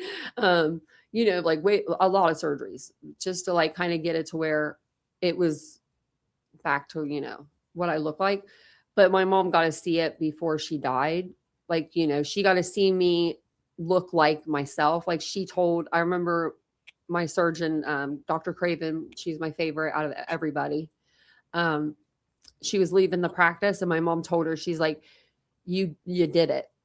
And Dr. Craven was like, what do you mean? She's like, I told you guys the first night that my daughter was in the car accident, before she even saw me, she said, because they took her into like a little special room, like my family, before they seen me, like to tell them about my injuries and stuff. And she was like, just make her look like she did before.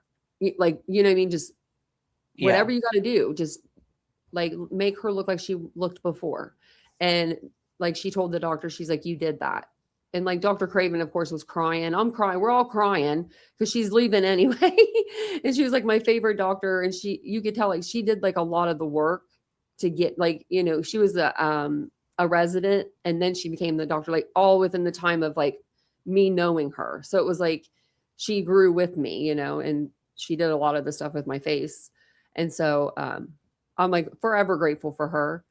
But yeah, they did one surgery. It was a hypnotic surgery. And I'll never do it again. Okay, I did it one other time when I did my teeth, but I'll never probably do it again ever. But it's where you're like awake. You can like choose to be awake or asleep, kind of. Like I had it done on my mouth. So I did have it done 3 times. I had it done on my mouth when they took off the wires. I just fell asleep because they were working on my mouth. Well, when they're working on your eye, even if it's your fake eye, like you can't keep your other eye closed. I don't know how to explain it. So I'm just sitting there and I have my eye open and I'm hearing everything, but you can't move. Like it's not fun, but it sounds scary, but it's not that scary. But it's not like the funnest thing because you can't, you know what I mean? You don't need to be moving anyway though. So I remember her putting a piece of like, not like gauze, but something like that, like over my eye. She's like, you can't look at me while I'm doing this. And then she puts on the music and I'm like, oh, hell no, they're not. It was Uptown Funk by Bruno Mars. They were playing the whole Bruno Mars CD and I'm just like laughing so hard in my head, but I can't like, produce it. And so I was just, it made me laugh so hard. I was like, because she had never done a hypnotic, like, surgery before. And she wanted to get one done at Ohio State before she left. And I'm like, I'll be the guinea pig. And I was like, we ain't doing that again, girl. I was like, I didn't like that one. Because like, because it was the eye, you just couldn't keep your eye closed. So it was like, I was awake kind of, but then I don't know how to explain it. I felt fine. Like, it wasn't like I was, wanted to move and I couldn't, and it was like a big thing or anything like that. It's just, they just give you the option if you want to sleep or not, kind of. And I didn't have that option. Oh no, they'd have Hey, to knock Glenn, me welcome out. in, everybody. Yeah, no, now we do that. We knock me out. Like this last surgery, they went in, they took like 2 tubes and they like sucked out the fat or whatever. That hurt worse than anything in my face. My stomach was so bruised when I woke up. Just not even like, how you bruise like later on. It was like Mhm. already automatic. Oh Like gosh. I was like, when I saw my stomach, it was just like the whole thing was bruised. I was like, I've never been this bruised, even after my accident. Like, this is bad. But they said, I asked them I was like, will you take out more filler? That way, I said, I know I'm going to need it. I know me. I know me. And we needed it. Um, and she's like, well, it might go bad. And, and I'm like, okay. And then she's like, but we could do the surgery again. How much is the surgery? I wonder. You know what I mean? Like, how much are you charging me, lady? For real. Of course we can do it again. Of course we can do it again. It's so funny. Does anybody have any questions in the chat? I just been kind of looking at you guys reading a little bit.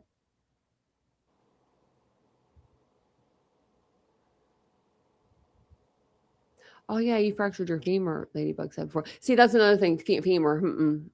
Like there are certain bones and injuries that I'm like, oh my God. And I've been through a lot. I'm sure that a lot of people wouldn't be able to handle like an eye injury, but I'm that person. Like I could never put Visine in my eyes, even like when I was younger, you'd be smoking with your friends. You got to go home. That's what we used to do anyway, because we had nothing else to do. And my friends would they'd be like sitting there, like trying to open my eyes. And I couldn't put anything in there. I just was so afraid. I'm still like that. I could do eye drops now, but if it were like a contact lens, no, I ain't doing it. Like on my real eye, fake eye, yeah, all day, but no. I realize I wouldn't be able to do that. And then there's a girl on TikTok that she has a fake eye. I can't remember her name. She's a big creator and she will like do transitions. And she has like millions of followers or something. Like she gets all these views. And I'm like, okay, share the views because I've got a fake eye too. But she'll do like a transition where she'll have like her regular eye in and then she'll just like do this. And then it's like a different eye, but it's like freaky looking or like just very weird. I don't know where she gets them. I would be afraid maybe to put them in, like, you know what I mean? Depending on where you get them. Yeah. But, because like they have to shape your eye. Like you can't have a circle one because that's not going to work, right? I mean, your eyes are not circle like that. But I'm assuming she gets them somewhere good because she has so many followers. But I'm like, that is really interesting. Like I would love to do that. But the only thing with me is I can't put my eye back in. I can take it out. Putting it back in is real hard for me. I can't do it. Vincent is the man for that. He stepped Does right it up. hurt? It doesn't hurt. It just it's like uncomfortable. Like, but when they take it out, like, so when it comes out about 5 seconds after it's out, I'm like, okay, I'm like, I'm ready to get that back in just because like, it feels like something's just missing. And so, and then you can feel like the air, I don't know, and stuff. So it's just kind of weird. I think I actually have a transition video I did for my eye. Maybe I'll post that on TikTok or something. But yeah, because I did a transition video whenever I got it cleaned the last time. So then it's just white behind my eye. Like it's just like white, kind of like looks like tissue. It's not like scary or anything to look at. But as soon as they take it out, I'm like, I'm ready for it to be back in. And then this last time, my doctor that puts it in all the time, he even said, he's like, it's hard to get this thing back in. I'm like, I thought it was. Because like when I had surgery before, like I think they made it a little bit like tighter because they were trying to like lift my lower lid.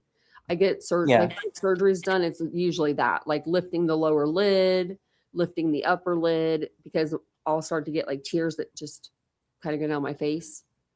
They don't like drain, because all of them can't drain through like my nasal passage. That's the way they're supposed to be going now. So yeah, It's crazy. I and I people ask me this all the time, like, do I and Vincent's actually asked me this before, like, do I ever miss having my eye? Um, and I don't. I don't miss it. I mean, I wish I had it, obviously, but I don't miss the person I was. I mean, she was a great person and a nice person, but this I don't know after you've had stuff done to you like that, you just have more empathy towards other people. Yeah. You think about things before you do them. Like even just going into the bathroom, you will never catch me using that handicap stall. Nope, you ain't gonna catch me doing that because of the fact that I was in a wheelchair. It was only 6 months, but like you Hmm. go in there and someone's in there and they're like, or like it's like just somebody like, and I don't know, it's fine. People can use it, right? That's what it's there for. But it just sucks when you go in there and you have to go to the bathroom so bad and you can't go into the one you could fit into because you can't fit into the other ones. Like your wheelchair ain't fitting in there. And my wheelchair is pretty small, so I could take a lot of places. Just like that, like those little things, I think of that. What else? I mean, just being helpful.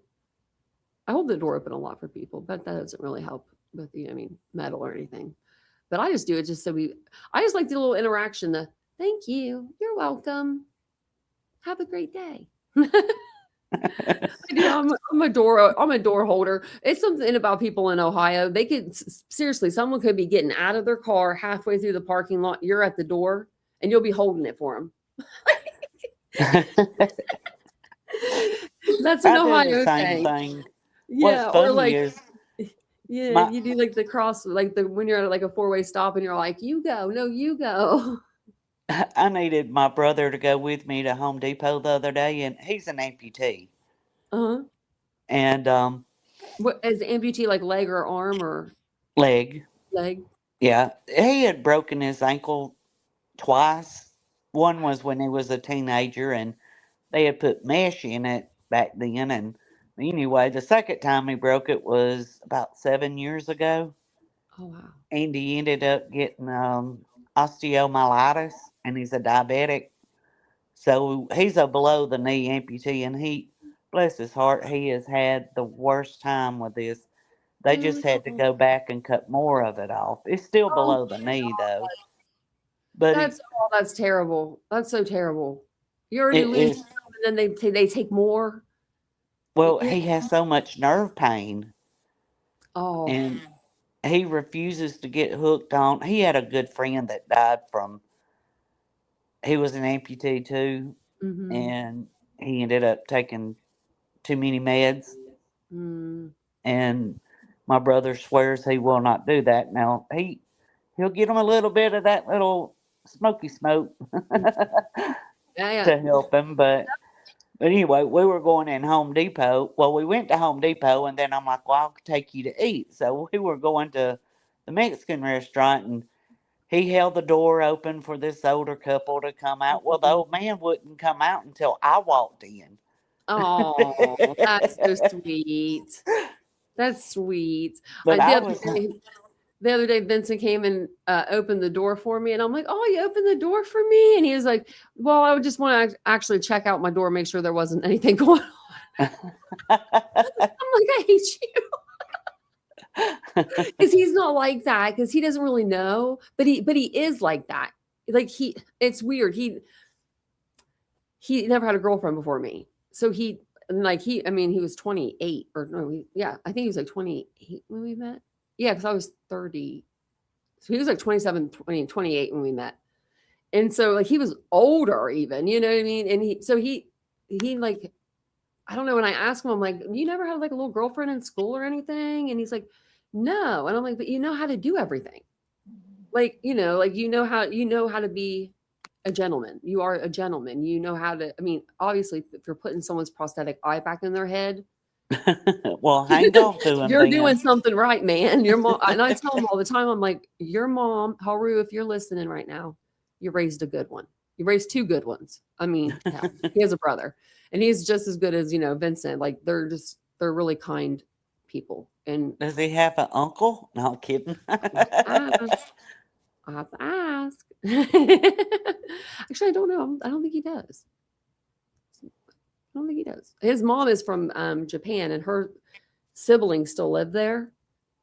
And I'm like, Vincent, wouldn't that be awesome if we could get your mom like back to Japan? Like just, somehow get her back there.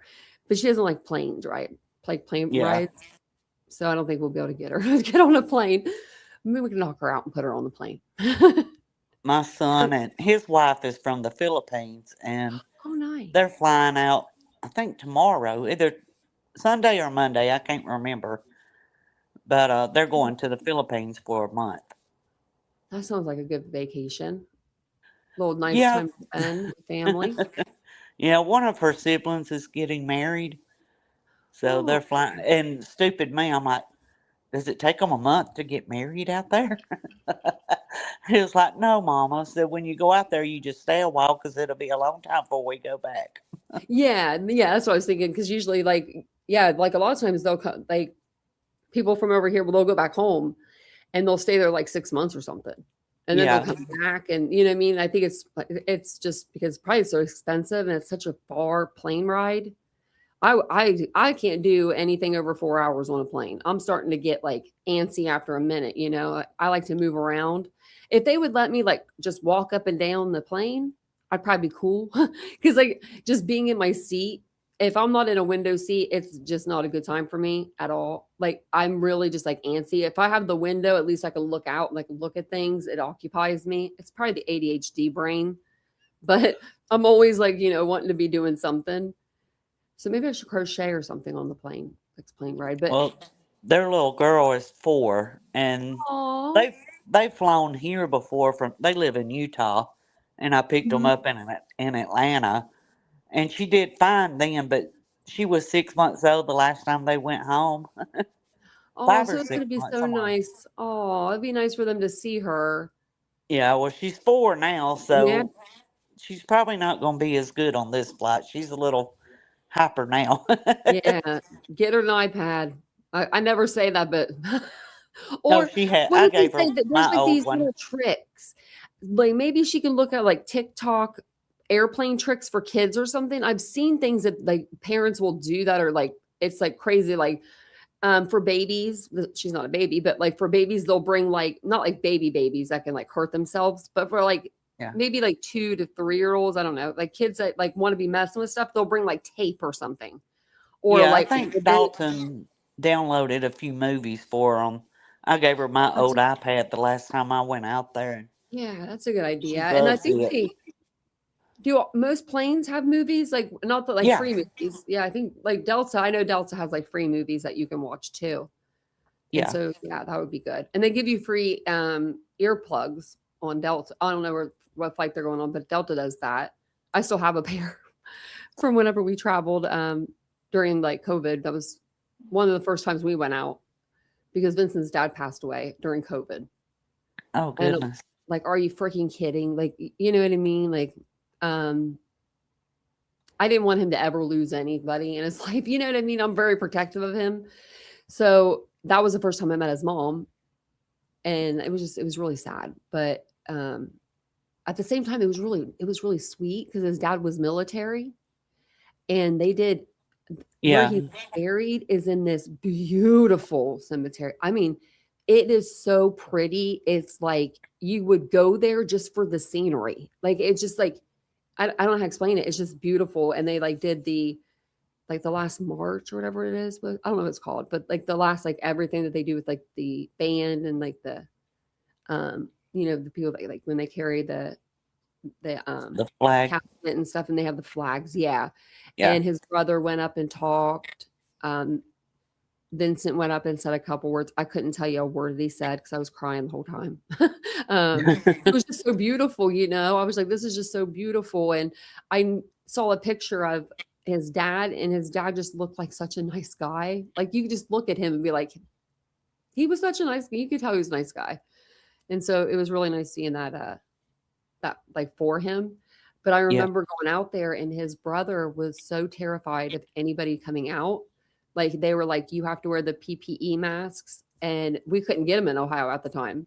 So his brother sent some, like a bunch. And on the plane, that's when we decided to try the masks on. I don't know why that's when, because I had like cloth masks that I was using, like different ones, trading them out. So Vincent puts it on the plane and he's like, you're not going to be able to wear this. And he wanted us to double mask too. Like, I mean, and I can understand, you don't want, like, he was protecting his mama, you know what I mean? Like, he didn't want her to he was just like afraid of everything. And so, I was like, what do you mean? He's like, it's just really tight, like where you have like fractures before. And so we ended up like getting off on the plane. It was like a layover, and he calls his brother, and he's like, Tanya can't wear the mask. And I'm like hysterical because I feel so bad. I'm like, this is the first time I'm meeting everybody. You're telling me I can't wear the mask. I'll wear the mask. I'll go through the pain.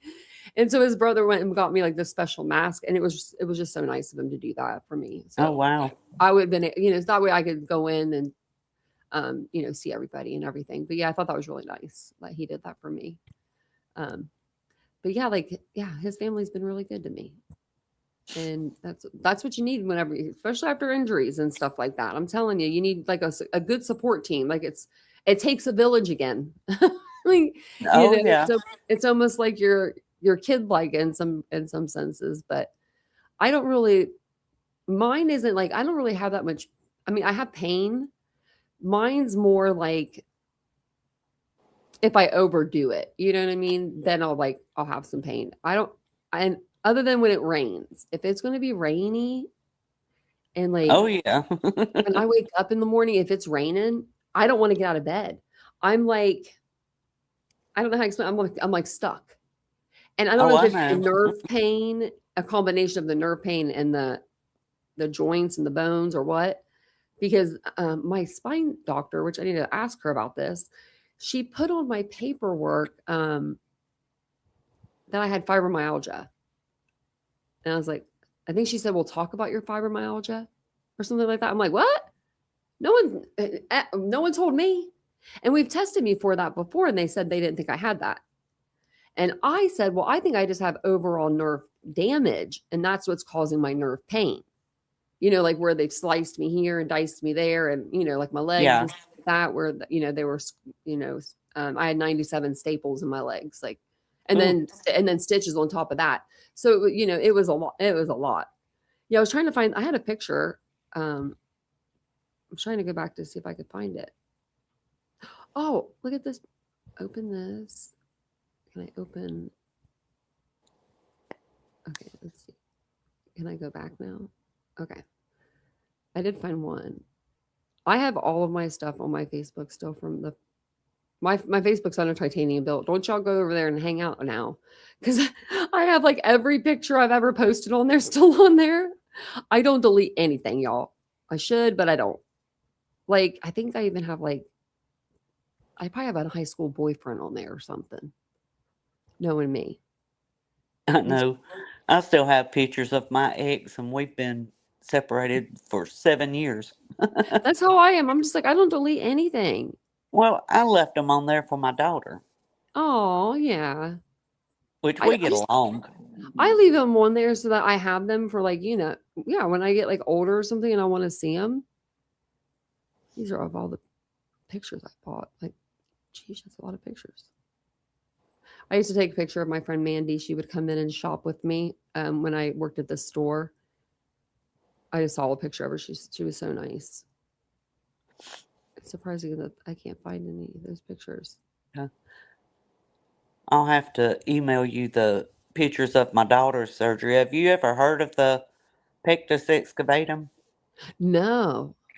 It's like have you heard of pigeon chest No, or sunken chest? Oh, okay, yeah. Yeah, I have. Yeah. She has that. Well, I guess you can say she still does, but hers was really, really severe, and they don't do the surgery until they're like 12 because of your growth spurts. Oh, yeah. Like, I could put my entire fist, and I'm a tall, bigger bone lady. I Yeah. could put my entire fist in her chest Oh just my while goodness. before surgery. But we ended up going to Phoenix, Arizona, to the children's hospital there for her surgery. And if you saw these pictures, they're kind of gross, but they're They're interesting but gross. Yeah. No, But that's how I they always have, felt. yeah, they have I to like the go inner. in and deflate one lung at a time Oh, to pass that bar, and it's backwards. they And had to she did up, deflate her lung one at a time. yeah, and And actually she her was under, first right? bar, huh? She was under, right? Oh yeah, she was Okay. out of it. But the first bar was actually too short, and they had to take it out and do it again. Oh my gosh. But once they get it in there, both of hers in there, they flip them, and it pushes your chest wall out. And Oh, girl, it was scary. It was so scary for her to have this surgery, oh, I bet. Oh my gosh. but she did. Oh my gosh, I didn't realize how strong that child was until she had the surgery, and she did great. Which she was an athlete. She was a gymnast, Oh, so that did that and affect her doing that? it helped her to be able to get up and move around faster because Yeah. she had the core muscles. But we ended up having to stay there, and it is hot in Arizona, y'all. Yeah. It was 118 degrees. It was July when she had her surgery. Oh my It goodness. felt like an oven when you walked outside, but you didn't sweat as bad as you Yeah. would here at 70 degrees.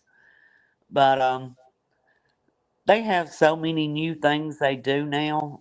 They used to have to cut your whole chest open and sometimes move your heart and your lungs and Oh my gosh. flip them the opposite way and put them back in and do it that way. Thankfully, they do a Nuss procedure, and it's named after a doctor, Nussmeier. Uh-huh.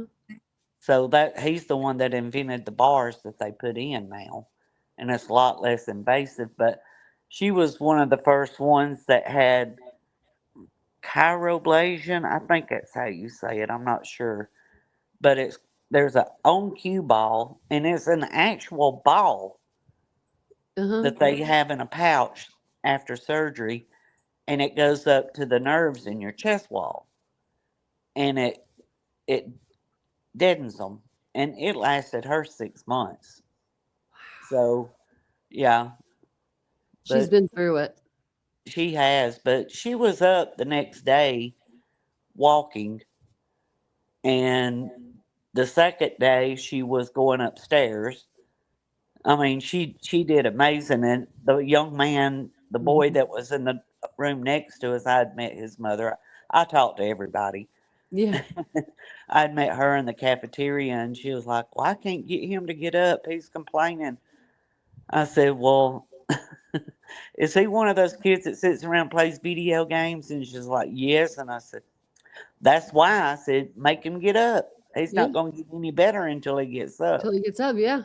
That's how it was with me. They brought me down to the PT, the physical therapy room. Like it was this huge gymnasium, Mm-hmm. and they had everything you could think of. And he sits me down and takes my crutches or takes my wheelchair because I was still in my wheelchair. Takes my wheelchair. I think he maybe gave me crutches just in case I needed them or something. It's because I couldn't put any weight on my left foot. That's what it was. So they gave me a walker. That's what it was, a walker. And he's like, now I want you to walk as far as you can. And I had a full on meltdown because my legs were crushed. They weren't just broken. I mean, they were just crushed. And so you want me to stand on my legs that are crushed, even though I just have these metal rods in there? No, bro, I ain't doing it. So my oxygen level went down to like 80 or something or below. It was like it was bad. It was probably in the 70s. It was so bad that they put me on oxygen for like a couple days. Like back on the oxygen in the room. We'll try this in a couple days. Like we done scared her. Like, you know what I mean? We scared the shit out of her. And I'm like, I can't do it. And so then the next time I went back down there, I was like, okay, I'm gonna try. You know what I mean? Like, what am I gonna do? I felt like in a way, I felt like I was in jail in my mind. And I'm like, if I don't get this done, I can't leave. That's how I thought. You know what I mean? That's how I thought of it. Like, if I don't do it, they are not gonna sign off on me to go. Like, just do it and do your best. Like, you know what I mean? And then I started getting competitive with people in there. They didn't even know that I was, but I'm a competitive person. So if I saw someone doing something that I was like, I want to do that next. Like, you know, I was like, the doctors would all come together once a week and they would say, okay, this is what we want for, you know, we want Tanya to do X, Y, and Z. They never told me what the expectation was.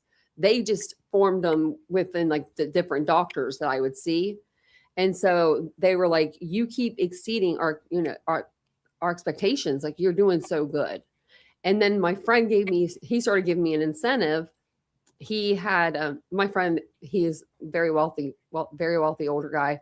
And I wish he'd find a wife. He's found about 6 of them, but none of them worked. No, he's such a good friend. He's such a good friend. And so he knew my password to my Victoria's Secret account. Like I didn't buy like bras and underwear really there. It was more like pink stuff, you know, like to work out in. And like, so it was all like workout stuff. And I had like a comforter in there and all just like stuff that I was like putting in my cart. And so he would be like, if you do so many feet this week, like in a row, I'll buy you something out of your cart. And so it'd be like a surprise, you know? And so then I was like, okay, that like kind of worked, you know? So then my last walk there, he's like, if you do 680, no, it was less than that. If you do 500 steps, I'll buy you everything in your cart. And there was well over $1,000 in that cart. And I was like, I'm not going to let you do that. I won't, you know, but I'm going to walk it. I was like, I'm going to do it. And that's when I ended up doing 680 feet. And I could not believe I did that many. Like I remember calling him and I was like, I just did 680 feet. Like I was so happy. I didn't even think about like the Victoria's Secret order or anything. So my last day there, this huge box comes and they're like, this is for you. And I was like, what could this be? My mom's like, what's in there? I'm like, I don't know.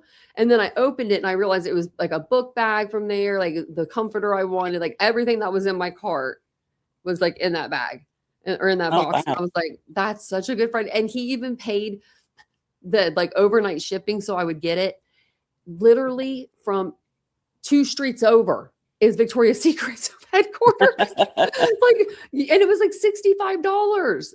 And I'm like, oh my gosh, that's highway robbery. You're only going a couple streets over, but it was kind of funny. It was an initiative to, you know, to start walking. Like that's what helped me start. I, you know, can't say he didn't help me. And then my friends would also send me like things like, you know, throwing like the ball at like, and it sticks to like the bullseye or whatever, just for like eye and hand coordination, like very thoughtful gifts. Someone sent me, it was called Jawbone. It was a speaker. It was really loud. It was like a portable speaker. And he's like, he wrote in it, like, since you broke your jawbone, here's a new one. Like just a cute, like that was cute. And I would blast music with that. But yeah. Yeah. Gracie's little friends from gymnastics had her a little surprise pool party and I gave her like coloring books and candy and because that was one of the things there's a Facebook page for everything, y'all. Yeah. And I was a member of it and they were like, bring some hard candy for her to suck on and stuff like that. So the moms, and they gave us like tons of gift cards. I always thought about trying to be like a sitter where you sit with the patients. Yeah. Like that's a good idea. Like, but me and my ex, we did shifts. Like he would stay with her one night and both of us, you know, would swap out and I would stay with her the next day. And I can tell you something funny. Bless her heart. She wanted to put some purple temporary color in her hair before surgery. And it, you know, she wasn't in school. So I'm like, okay. So I put some color in her hair. Yeah. Well, the first shower she got I had to put her in the shower. Girl, I was shampooing her hair and purple is flying everywhere in that shower. It was coming out. It looked like we had slaughtered some grapes or something in there. Yeah.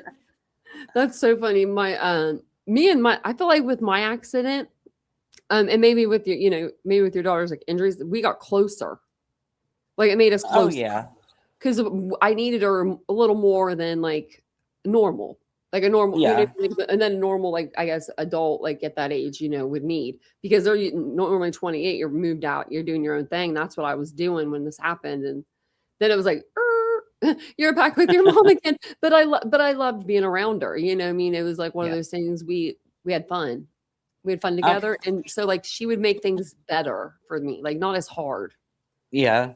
I've know? always thought Gracie was a daddy's girl. Oh, her And name's Grace. Gracie. Gracie. Well, Oh, it's that's a perfect Gracelyn. name. Gracelyn? Elizabeth I've never- Gracelyn. I love that. Gracelyn. Oh, I've thank never you. heard of that. That's original. Well, I named her after 3 dead people. I could tell you, it's a good story. Yeah. But I divorced from my boys. I have 2 older boys, Mm-hmm. and him and I got divorced. And like 6 years later, I ended up meeting her dad. And trust me, I'd had my tubes cut and burnt after my second son. And if you met him, you'd know why. He was a little hyper little thing. Well, my boys are a week shy of 13 months apart too. So Oh, wow. They're really close, I bet. no, Are they close? they're total opposites. Really? Total opposites. But Oh, but I ended up. I had 3 surgeries to try to put my tubes back together, and it didn't work. So she's an IVF baby. oh, okay. Worked the first try, thank the Lord, and everything. But So IVF, that means you do though. You carry, right? Or did you have someone else carry? no, I did. You did, even though your tubes were tied? Yeah, the tube. That's why you did the IVF. They take your eggs and his stuff, Yeah. and I just didn't know that with your tubes tied, you could still have a baby. I'm well, they dumb when it bypass comes to your the female tubes. body sometimes. I think we all Yeah, kind of are. yeah, they put it straight into your uterus. And Oh. I've actually got a picture of her before they put it in, of Oh, the 2 embryos that they implanted, and thankfully only one took. I that's learned how pretty to pray cool. by then. Yeah, because they put 2 in at a time, Yeah. so you could have I twins. was, I could have had twins, Wow. but Wouldn't that have been something? oh I gosh, I only would have wanted one died. of y'all. I would have died. I learned how to pray. Yeah. Lord, I want to be pregnant, but only one child. Only one. I only want one. Man, my mom, I remember my mom saying, like, remember back in the day, it was like they used to say every 3rd generation or something was like, would have twins, or something like that. Yeah, and that would fall on my daughter. That would have fallen on me. And I'm like, oh, I don't know about that. But I do wish that I think that I will end up freezing some of mine just just in case. Because I'm Well, getting older. I ended up I was fertile myrtle, if you can't tell by having 2 kids in 2 years from the first time. So I ended up donating my 8 other embryos. Oh, that was really nice. Yeah.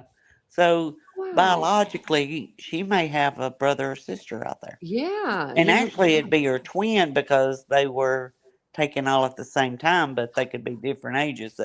And that worries me because they don't make you do blood tests before you get married anymore. Yeah. So I'm like, Gracie, you have to get a blood test. You might be marrying your twin. Yeah, you got to get blood tests now. Wow. There could be, yeah, you could have other siblings, or she could have other siblings out there. Yeah. It'd be kind of crazy to run into. You know how they like say, like, there'll be like people like they meet later in life and they're like, we're twins, like, like they were separated at birth and they meet Yeah. up and they see each other on a random street or something one day. It's like, what? Me and my brother, we're 9 years apart. So my mom took a big break. She was married to my brother's dad, who was complete opposite of my dad. My brother's dad's a really nice guy, like really nice guy, very kind.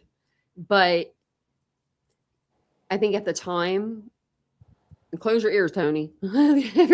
He's 50 now or 49.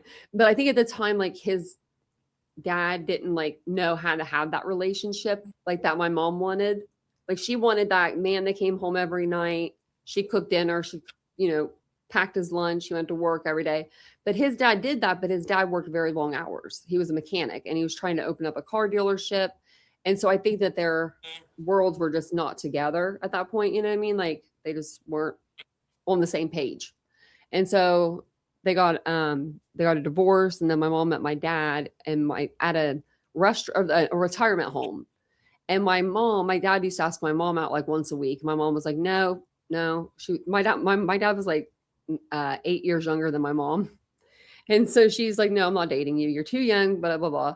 So then one day she was in one of those, it's like one of those small elevators that take up like dishes and stuff like that to the different floors.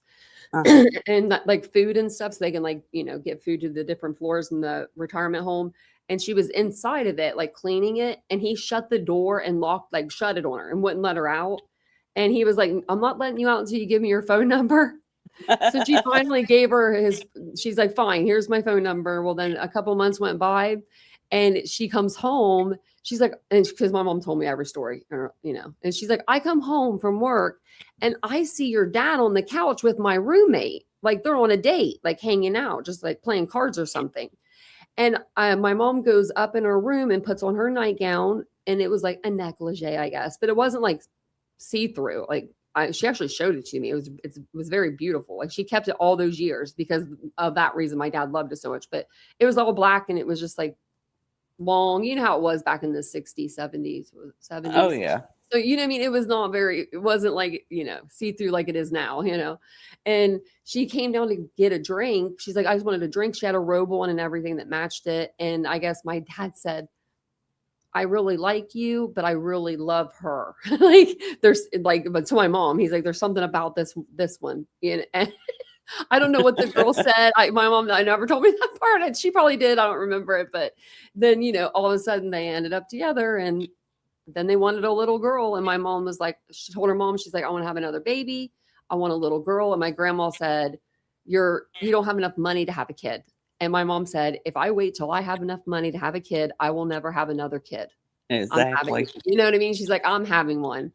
And then of course, here I am. Here me is. Yeah. So but yes, I didn't know how much of a mama's girl Gracie was until she went off to college. Does she call you a lot? Oh my goodness. Yes. To the point it's probably like bothering you. Probably calling you for the simple things too. I've had to transition from always having a kid in the house since I was 21 to it just be, and she took my dog. I kept him the first year. Well, it was her dog. Yeah. But I was the one that took care of him. And her first year she had to live in the dorms, so she couldn't bring him. And then when she moved in an apartment, she was like, I can have Major now. And I'm like, no, that's my buddy. Oh, that's so funny. She took the dog too. But I still have to babysit him all the time. So. Oh, well, that's cute. She has a free babysitter. I want a free babysitter for my dogs. I always want to go somewhere, but then we're like, we have the dogs. But we have a dog sitter. She's amazing. She's amazing.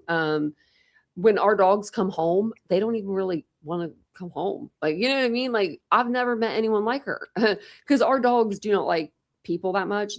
We sheltered them. We did this, I feel like, to them. You know what I mean? Like, we didn't take them to the dog park or like socialize them with other dogs.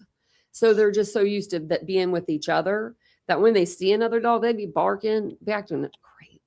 They just act crazy.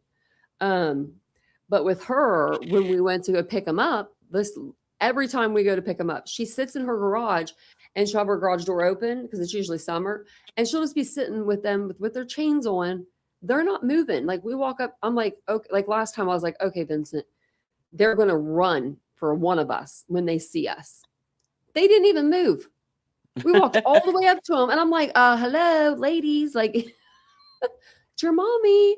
And she sends us pictures and like video and like, because we had another guy do it and he didn't send us like stuff like that. You know what I mean? She just like, reassures us. Like, it's just nice to have like that, somebody that you can kind of trust because it's hard to trust people, especially with your animals. You know what I mean? Like, you want to make sure no one's like treating them bad. So, yeah. Well, Gracie will make up the excuse sometimes. Well, she FaceTimes me 90% of the time. Mm-hmm. And she'll FaceTime me a couple of times a day, and a lot of times she'll say, "Well, Major missed you. Say hey to him, Mama." Just so Yeah, she she's can calling because call. she misses you. Yeah. Yeah, that's what it is. She's calling because she misses you. I would do the same with my mom. I went to school online I, for college. I just oh, decided I to do it make all fun online. of her. Yeah, I wish I would have went to like university or did that, but I still had the same experience well, because we could just go up to the universities, you well, know. she's 2.5 hours away, and Oh, it was so hard to send her off because that was right after the Idaho murders. yeah, and there was a lot of people in the chat like that had kids the same age. I couldn't imagine like, and they're like off at college. Well, I couldn't imagine that. well, she would listen to some of it when it was going on before she left to go to college. Yeah. And I ended up finding these little things that you can put on your keychain. Hmm. That's a safety thing. And if you mash it, it makes like this really, really high pitched, loud. I mean, Oh you yeah. wouldn't think this if somebody's bothering her, Yeah, I had one, but mine broke. It didn't work. Yeah. Well, I bought her and her best friend one. Yeah. Mine was like it was like more plastic though or something. I forget. And I like because we were like, let's try it out, see if we can hear it. And then I'm like, oh, this doesn't even work. So I'm glad but I didn't have that. But but like here, I don't know. I feel pretty secure here because we have double doors to go through. Like, you can get through if you can get through the front door, that's amazing because it's locked. But Yeah. Yeah. then you They have to had do to, you had to have your little key card thing to get in it. her building. See, that's what we have a key now, and I wish it was still the card. I don't know why. I just feel like, what if they don't return the key? You know what I mean? I don't know, or just something, or they make another key because I mean, it looks like a regular. I don't have them with me, but it just looks like a regular old key. Like it doesn't look like it's not big or like a master key kind of deal where it's like like or like super big. It's just like a regular old key, and I'm like, okay, but the Well, door's huge. Um, but then you'd have to get through the dogs, and these dogs, they bark. If you are not Mira Vincent, they are. Even if you're Mira Vincent, or Weimaraner acts like you've left for a million years. She makes this high pitched like noise. It sounds like she's screaming. mhm. It is the funniest thing ever, but it sounds like we're like abusing her or something. I'm like yelling. I'm like, we're not hurting her. She won't stop. She Oh, just gets so excited. She'll have a toy in her mouth, and it's just like so high pitched. But when people come in, my brown dog, Araya, she's a boxer pit mix. She's a little temperamental. She's a little territorial when it comes to me, especially. So she would be yeah. at the door biting, barking, all the things. Mia is just a barker. She's not a biter. I've never seen her bite or anything like that. Araya now, she's done some things. She's done some things, but she was found not guilty by a court of law. So Well, she was found not Major, guilty. Dang it! So Major's a barker. I mean, that dog barks all the freaking time. And yeah, he's territorial over me. Like if mm-hmm. he's Because beside you took me, care of him. Gracie can't even hug me Yeah. without him snapping at her. Oh, that's how Araya is. Well, and then if she gets used to somebody, then when they go to leave, she'll try to bite them because they're leaving. Well, now to think of it, he hasn't done that since he moved to Gracie's.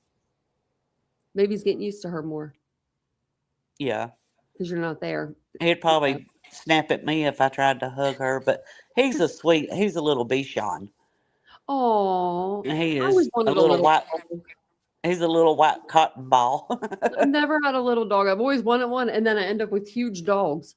Girl, Like, this dog is little. He's only like 15 pounds, but he oh, can jump about 5 feet in the air, especially that's if you how got a treat in your hand. Araya is, But and she's probably 40 pounds. She can jump at least 3 feet, I would say, all four paws off the ground. yeah. I'm like, I've never seen anything like it. I'm Oh, like, because her sister's tall, so I think that's why she does it. Like, I'm right here, yeah. but she's It's still so, big. it's so funny. Like my little door that goes out to my carport has a window in it. And if somebody knocks or rings the doorbell, Major will take off running, and they'll see his little head where he's jumping up to look out that window because Oh, it's a that's higher cute. window. And they're like, all I could see was like these little fluffy ears popping up looking at me. That's so funny. But Oh. if you come over, he will bark until you sit down.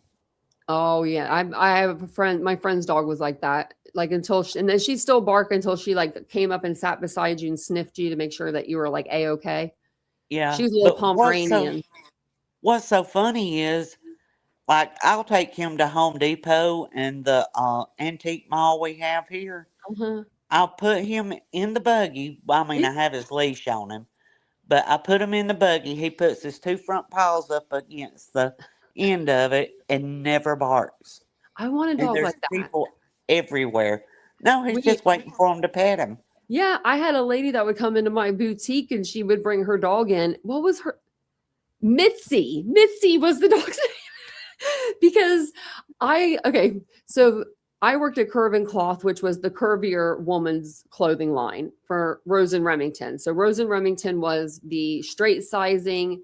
And then when they built their new store right across the mall, like straight across, and then they had their home store. They asked me if I could take care of kind of like the home store, so they didn't have a manager, and if I'd become the manager of the Curve and Cloth.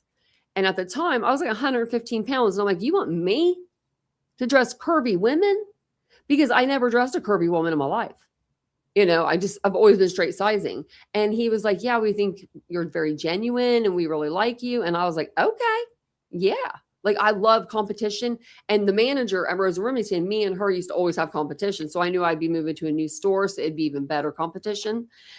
So I'm like, oh, you don't think, because she was like, are you sure you could do that? I'm like, are you sure you could shut up, Jennifer? So I went over to Curve and Cloth and I loved those women.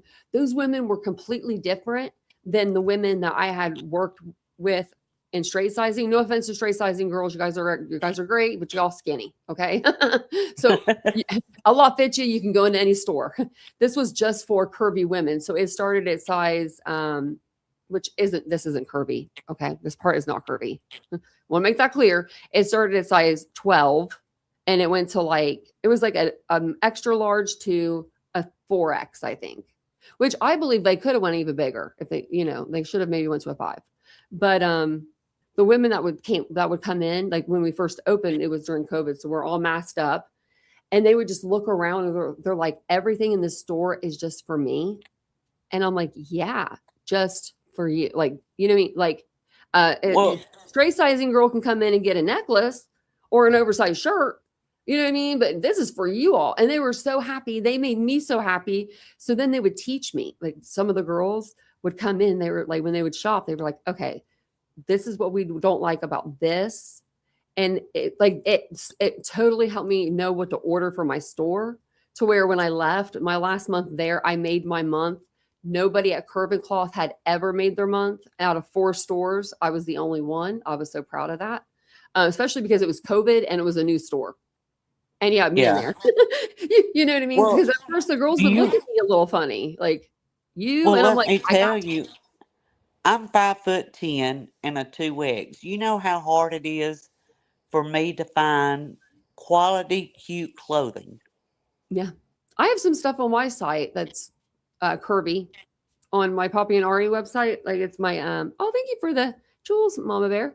But are they for tall, curvy women? That's my problem. Everything's either too short waisted or too short for the length, and it's just hard to find quality, cute clothes. Because I have a friend that's like the same size as you. She wears even a size like 11 in shoes or 13 or something in women's. Oh, wow. I think it's 11. She's tall. She's probably 5'10", I would say. 5'10", yeah. Because I'm 5'9". She's a little taller than me. I'm going to do some shopping soon. And then because what I was going to do is I was going to make some outfits for you guys each week and then put them on like my Unfiltered page and like do like a live and see if you guys like those outfit combos or if you like anything that's on there. And then I would do like a pre-order. Yeah. I know that the Zenana dresses. You need an email list. I think I have one. I know I do. I do need an email list. So I did have one dress. I have to look, see if I still have it. And it might be long enough. And it has pockets. It's just like a straight black Zenana dress. Zanon is like a brand. I tell everybody my brands. I am not a brand. I am not a brand gatekeeper over here.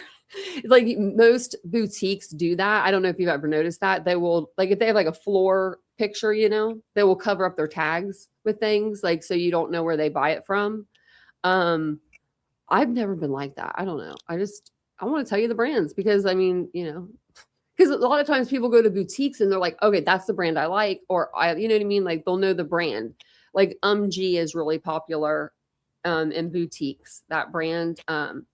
It was kind of, they have a like a curvier side, but I don't know. I think it sold okay when I was at the store.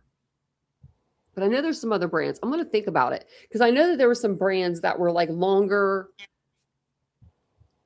like because the sizes were obviously extra large to like 5X, so they were all like larger sizes. But I'm thinking that there was some stuff that was like tunic sizes. You know what I mean? Well, yeah, and Like I tunic. have a problem with it being too tight in the chest.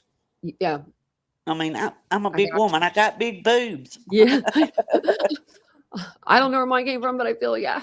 I'm like, where the heck are these things coming from?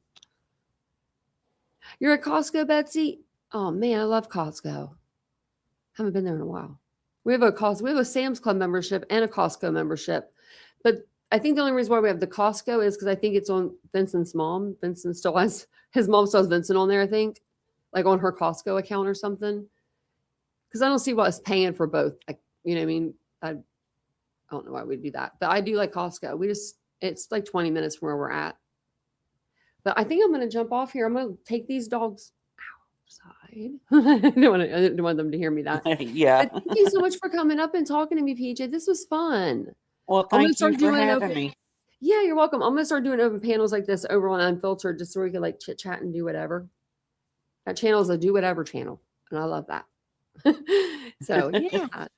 I've enjoyed it. On panel, Crystal. Yeah, I enjoyed talking to you too. That was fun. Do you know how to get down? I don't know how to take somebody off the stage yet. I'll figure it out. Well, come back up and talk to me soon. Okay, thank you. Have a good weekend. You're welcome, and I'll be praying for your daughter just for everything. Oh, well, thank you. You're welcome. You're welcome. All right, bye-bye. Okay. Oh, she got it. I don't know how everyone's they'll boot people off stage or something. I don't know how to boot anybody off stage. I'm to take them off. So yeah, that was PJ. And thank you guys for being here and just kind of listening to us talk. That was fun. Just having someone to talk to. I'm telling y'all, I don't have a lot of friends that live around me. They're all moving or we just don't have that connection like we used to because a lot of my friends are married with children. So like on the weekends, they go to like their baseball games and softball games or whatever, stuff like that. So I do enjoy like coming on and like talking to you guys and just hanging out with you guys. Cause I think of a lot of you guys of like my friends, and I don't care if somebody says that's stupid of her. We all get attached to people. Okay. We all do. We just did. We've done it before, but yeah, I'm going to go sit by the pool.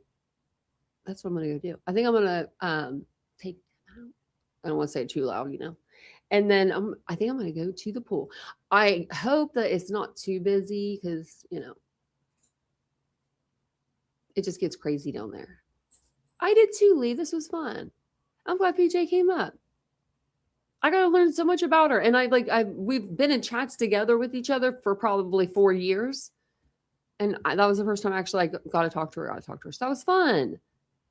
I am going to be doing a pre-recorded. I've been telling you guys this for how many months now? Let's say 6 months. I do have all my stuff. I'm going to ask Vincent to help me hook this up. That's the only problem I have is there seems to be an extra wire. And so I'm thinking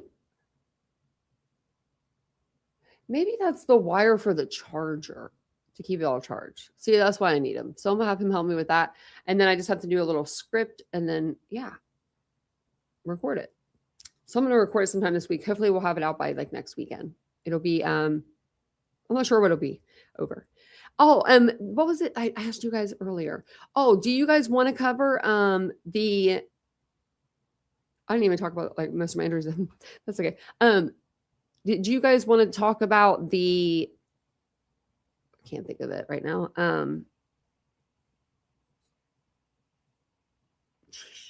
Austin Drummond case. Sorry. I just like my brain just went like, what?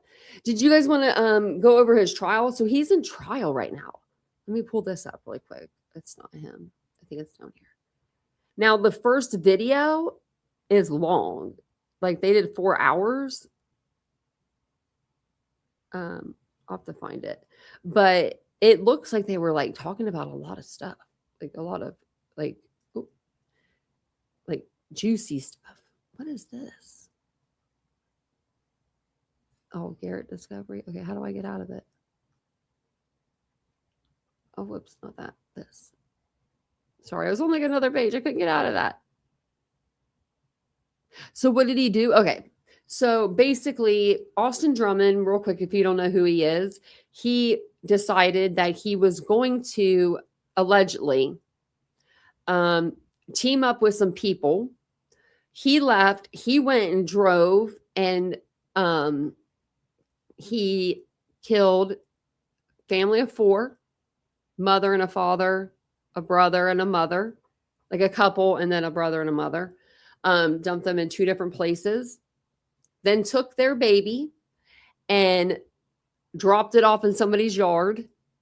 He's been in prison before with more food than me and you have in our pantry. He had in his commissary on his wall in the jail. He had an Xbox. He had a girlfriend that was a guard. That is actually the sister he killed her sister, her family, her mom, family members. What else? Yeah, he's a piece of crap. But I think it'd be good to like go over the case because I mean, he's on trial and we've been following it. Let's see if I can. Oh my God, look at his hair. What? Hold on.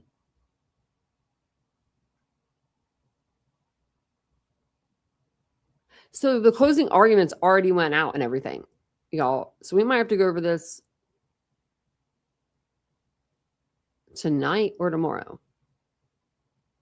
Because 2 days ago, it was just heading to trial. And now it's like, we got a verdict?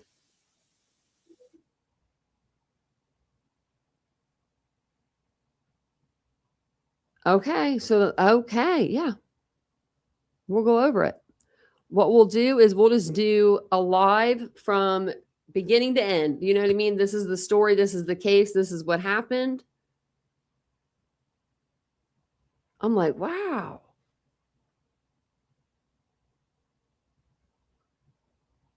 Jury deliberation lasted about 2 hours. I was trying to show you what he looked like. Oh, this is what. I guess he got his wish. He could wear what he wanted. Look at that hair, though. That hair says, I'm going to prison for the rest of my life and I'm going to be someone's bitch. And I'm not going to the prison that I want to go to. Because he wanted to go to a certain prison and they were like, yeah, we're not going to do that. Tennessee. That's why I couldn't get the freaking paperwork. I couldn't get any of the documents hardly because Tennessee, you have to be a Tennessee resident in order to get the documents. And the girl that was supposed to help me get the documents decided that she didn't want to help me anymore. I don't know. I don't know. So I couldn't get them. So, but we did have some of the documents and everything. We just went over Austin Drummond not too long ago. I mean, it's been a little while, but I'm about to go check. Let's see. YouTube Studio. Videos are live.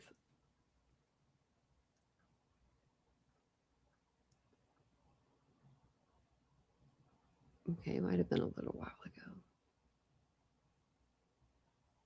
Because I don't remember exactly when it was. But we did go over. Oh, right here. May 26th and May 25th, we went over his court. Okay. All righty. Well, I think it sounds like a good plan.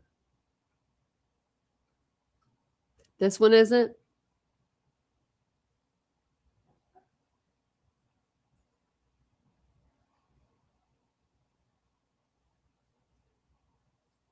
Oh, I think you're right. Yeah. Thank you. Well, it says guilty an attempted murder.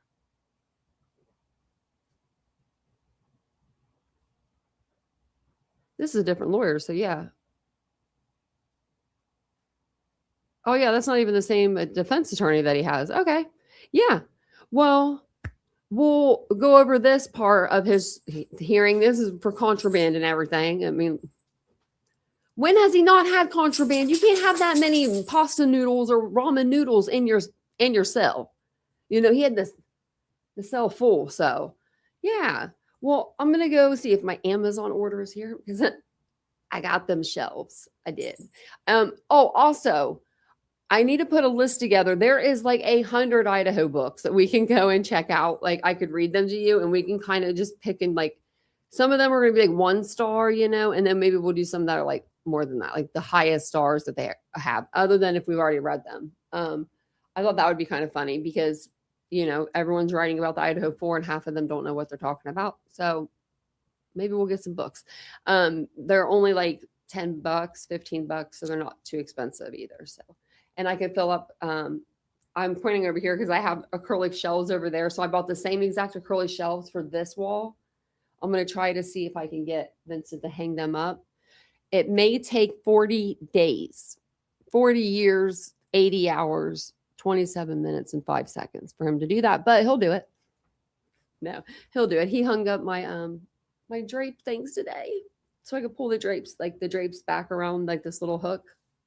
So, well, thank you guys for being here. I appreciate it.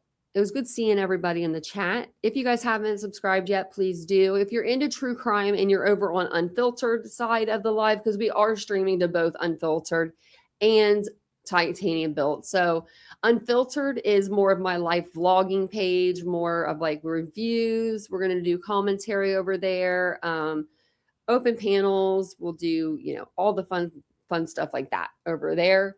Then over on Titanium Built, we still have fun over there, obviously, but we do talk about true crime. So we break down court cases, the facts, all those things. And we are covering a few different cases right now, pretty in depth. So I will be in trial for 2 of the cases that we're covering. So yeah, hopefully you guys can subscribe to both channels. So one is Titanium Built True Crime. One is Unfiltered with Tanya. So is it on Wednesday? Okay, I'm going to record it, I think, and put it on Patreon for people to see. Because I think that a lot of times, I don't know if it's with Netflix, though. A lot of times people in other countries can't see this stuff. I'm surprised you can actually, Lee. You can see it? That's good. Because I know like when it's like 2020 or Dateline, I've heard people can't watch them. And I'm like, oh. Oh, have a good day, Sweetly Morbid Bear. Thank you for being here. Thank you. Oh, thank you so much. That's so nice of you. Thank you. Well, you guys have a wonderful day. Have a wonderful weekend. Get out there, do something, hang out. I don't know. I'm going to do the exit music with our Unfiltered exit music. So it's going to be a little different if you're not over here normally, if you're on the Titanium Built side. So I'll see you guys soon. Have a wonderful day. Bye, guys.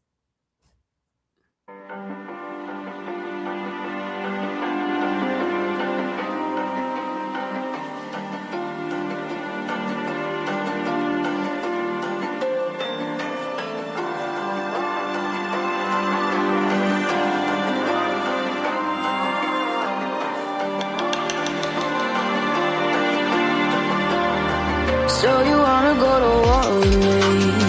You're talking like you think you're royalty. You think that I'm afraid, but I don't break. I heard you question my stability. You think I'll fall just like a guillotine. but I am here to stay. Won't look away. Storm is coming, so you better start running. No, you can't control, feel it in my bones. I'm coming for the, coming for the.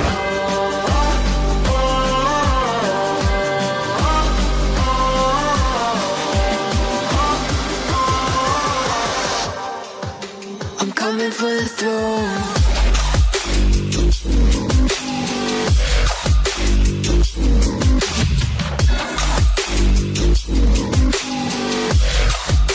I'm coming for the throne.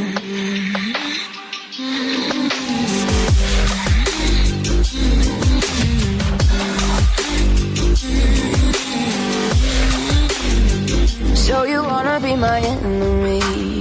You should've known I'd never kiss the rain.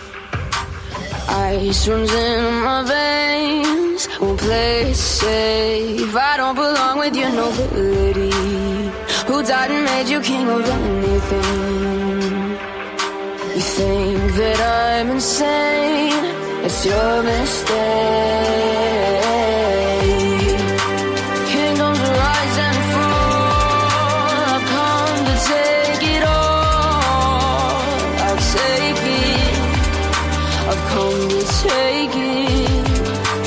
Kingdoms rise and fall. I've come to take it all. I'll take it all.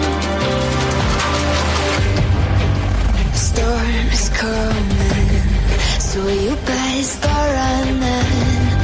No, you can't control, feel it in my bones. I'm coming for the, coming for the.